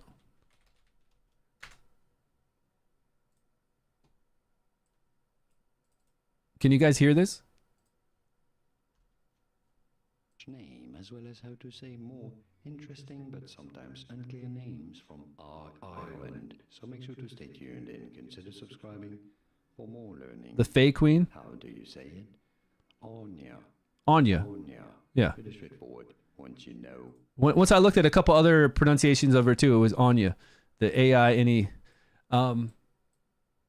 She's all right. We'll do a video on her. We'll do a video on best healers, best support, best DPSers, all that kind of stuff. She's good. She's SSSS tier if you can get her in her other relic. If you get her in fire or wind, she's without a doubt top tier for so much content to remove abnormal status effects, to block abnormal status effect, and to do all the other good stuff she's doing. But unfortunately, she doesn't do all that with the Frost that we get her as. And if we want to make her really viable as Frost, then we need to do her passives. We need to do her skills. There's a lot of heroes that once we do their skills and their passives, they'll be amazing, right? They'll be really good. But right now, with her giving us a 40% chance to counterattack every 5 turns, it's not that amazing. And with her only removing 1 dot, 1 debuff, it's not that amazing. It's just 1 buff, 1 dot, and the attack increase is really nice, right? We get a 40% chance, a 40% increase in attack, and we can have this double up. But it's only a 60% chance for it to be applied. So once we can remove 1 more debuff, 1 more dot, we get this attack increase rate up to 70% chance. It's going to be a lot better, especially if we can remove 2 dots going through Gorgos. That would be fantastic, but it's not great right now. It's just okay. This is always shitty. Abnormal status immunity to a random person on a 25% chance for 1 turn is dumb. It should be remove abnormal status effect at least. That would be better, and the percentage chance should be higher. Even if this was a 100% chance to give abnormal status immunity to 1 hero, that hero could take a turn before it even matters, and it would fall off. This needs to be a much higher rate to apply this, and it's going to be so situational if this ever blocks abnormal status immunity. This here, increased defense for 1 turn. Again, 1 turn does not work in this game. Effect resistance for 1 turn? Dot immunity for 1 turn? We need 2 turns. Our heroes take turns. After this person, our heroes take turns. You know, who knows when. We need 2 turns on anything we cast like this. And we can get dot immunity for 2 turns, but again, we have to hit this skill. And you don't get to pick the skills. It's like any game, when you do actually get to do skills, it's going to go random into all of this stuff. But if you have the fire relic, 2-turn immunity, stab normal status effect. But it's only 60% chance. But if we're casting this over and over every turn, we should be able to hit that. And then this is abnormal status removal. This is actually better, I think. 2-turn vigor, we remove a debuff, and we remove all abnormal status effects. 100% chance to do so. But I would need to test her and run her in a full resistance set to make sure that she does not get stunned or feared, so she can actually cast this. If that works, this will be golden for 2 vigor without having to worry about any skill increases. Same thing with wind over here. We've got removing 2 dots in wind. Even though she's wind, we would bring her in there. 25% additional damage she can take. It's all about the debuffs. That's what kills us. The debuff stacks and him exploding the debuff. So if we can keep those off with 2 removal, I would come over here and play her 100%, and she's got 100% to remove abnormal status from all. I wish I could have this. The wind one I would love to have, and it was actually in my shop all last week, but there's no way I would have enough to be able to get this. There's no way I can turn in enough relics that I have right now to even be able to buy it. But to use this skill 2 right here, this is top tier. Removing and dots. And we try to go super high resistance so nothing happens to her. And then she would be massive. And then here, debuff immunity for 2 turns. If you really needed to stop debuffs, you could cast this over and over because it's for actually 2 turns. Later on, it goes to 3. So I'm not sold on her frost is what I'm saying. No, you could put Bedivere in a vigor set so you can make sure you can do a skill 2 over and over. But on a DPSer like him, especially only 2 vigor cost, if he was a 3 vigor cost, I'd say maybe consider it. But since he's a 2 vigor cost, I would just make sure that everybody else is in a vigor set and keep Bedivere in a crit rate and attack set, or the critical damage set where you get 15% additional damage when you crit. I would not put him in a vigor set. You're only going to use a skill 2 over and over. And as long as everybody else is in a vigor set, you'll be fine. Get that extra damage with him. Now, what is the difference between having 30% less attack or 30% additional critical damage compared to the vigor set? I don't know. I don't know. I mean, it would be 30% additional, right? So if you put him in a vigor set, say he hits for 10,000, he would hit for 13,000, correct? So if we had him in this 2-piece set here,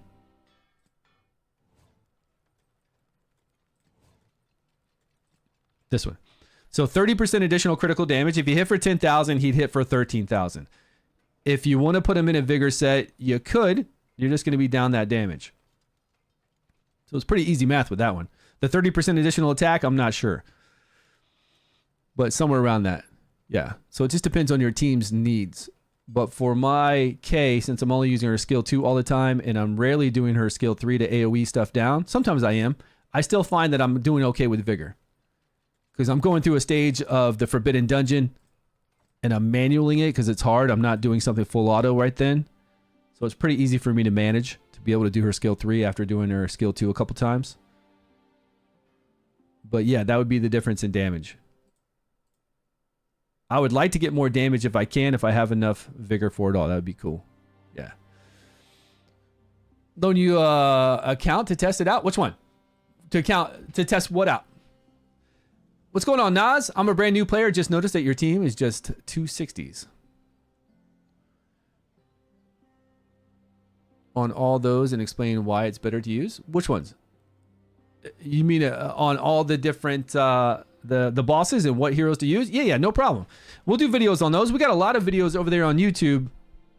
On Boar, on what else do we do lately? We're doing a video a night for sure, so I'll be getting videos out. A lot of these dungeons, though, if you just go in there, like somebody asked about the best person to heal block on Bear, and if you go into any of these dungeons and look at this little door icon, it'll tell you heal recovery disruption, right? And this guy can do a skill 2 with a vigor set on, and he'll do it. He'll disrupt it for 2 turns consistently. Plus, he has a passive also that will then we'll put another heal block on there too. So Alkalon is the best one to do. This for her wind weapon, it's not a wind weapon. This for her frost weapon, it's not good. It's like a 40% chance for 1 turn. If it was a 40% chance for 2 turns, I would say, okay, cool. But you're going to lose out a lot of damage by doing that. And it's not worth it. It's not 2 turns. It's 1 turn, so it's not worth it. This guy has a passive every 4 turns. Oh, 5 turns, he'll do this. It's not consistent enough. Because it's a passive when it activates. You can't skip turns anymore to like wait to attack too. It's just not going to be... You could do a buff. I think he buffs the team with Pierce, right? Yeah. I don't think it's going to be worth it. And then hers is not consistent enough either. I don't know. This 1 turn is 1 turn is not consistent enough for the bear because the bear does a 2 turn sleep. And I just don't feel like that's consistent at 70% chance to rely on the 1 turn. If this was a 2 turn, I'd be all for it. All for it. But I don't think Morgan's consistent enough. Now, maybe in her other recovery disruption for 1 turn for 80% chance. Okay, it's a little bit more, but I don't know. You could have her in your team with somebody else that can do it. You know, use her for everything she does, for the decreased defense, for the additional damage, for the decreased attack. So you could still have Morgan in your team, and then you could also bring in the best heal blocker in the game, which is this rare. But you won't need her for that if he's there. You could bring in somebody else. But she's still amazing, so. Best support in the game. She's in the exchange shop. She is one of the best healers in the game. Yeah, she is. Especially if you get some of her other relics, but even her fire is truly amazing. She's not going to be in mine, right? No. Everybody's different.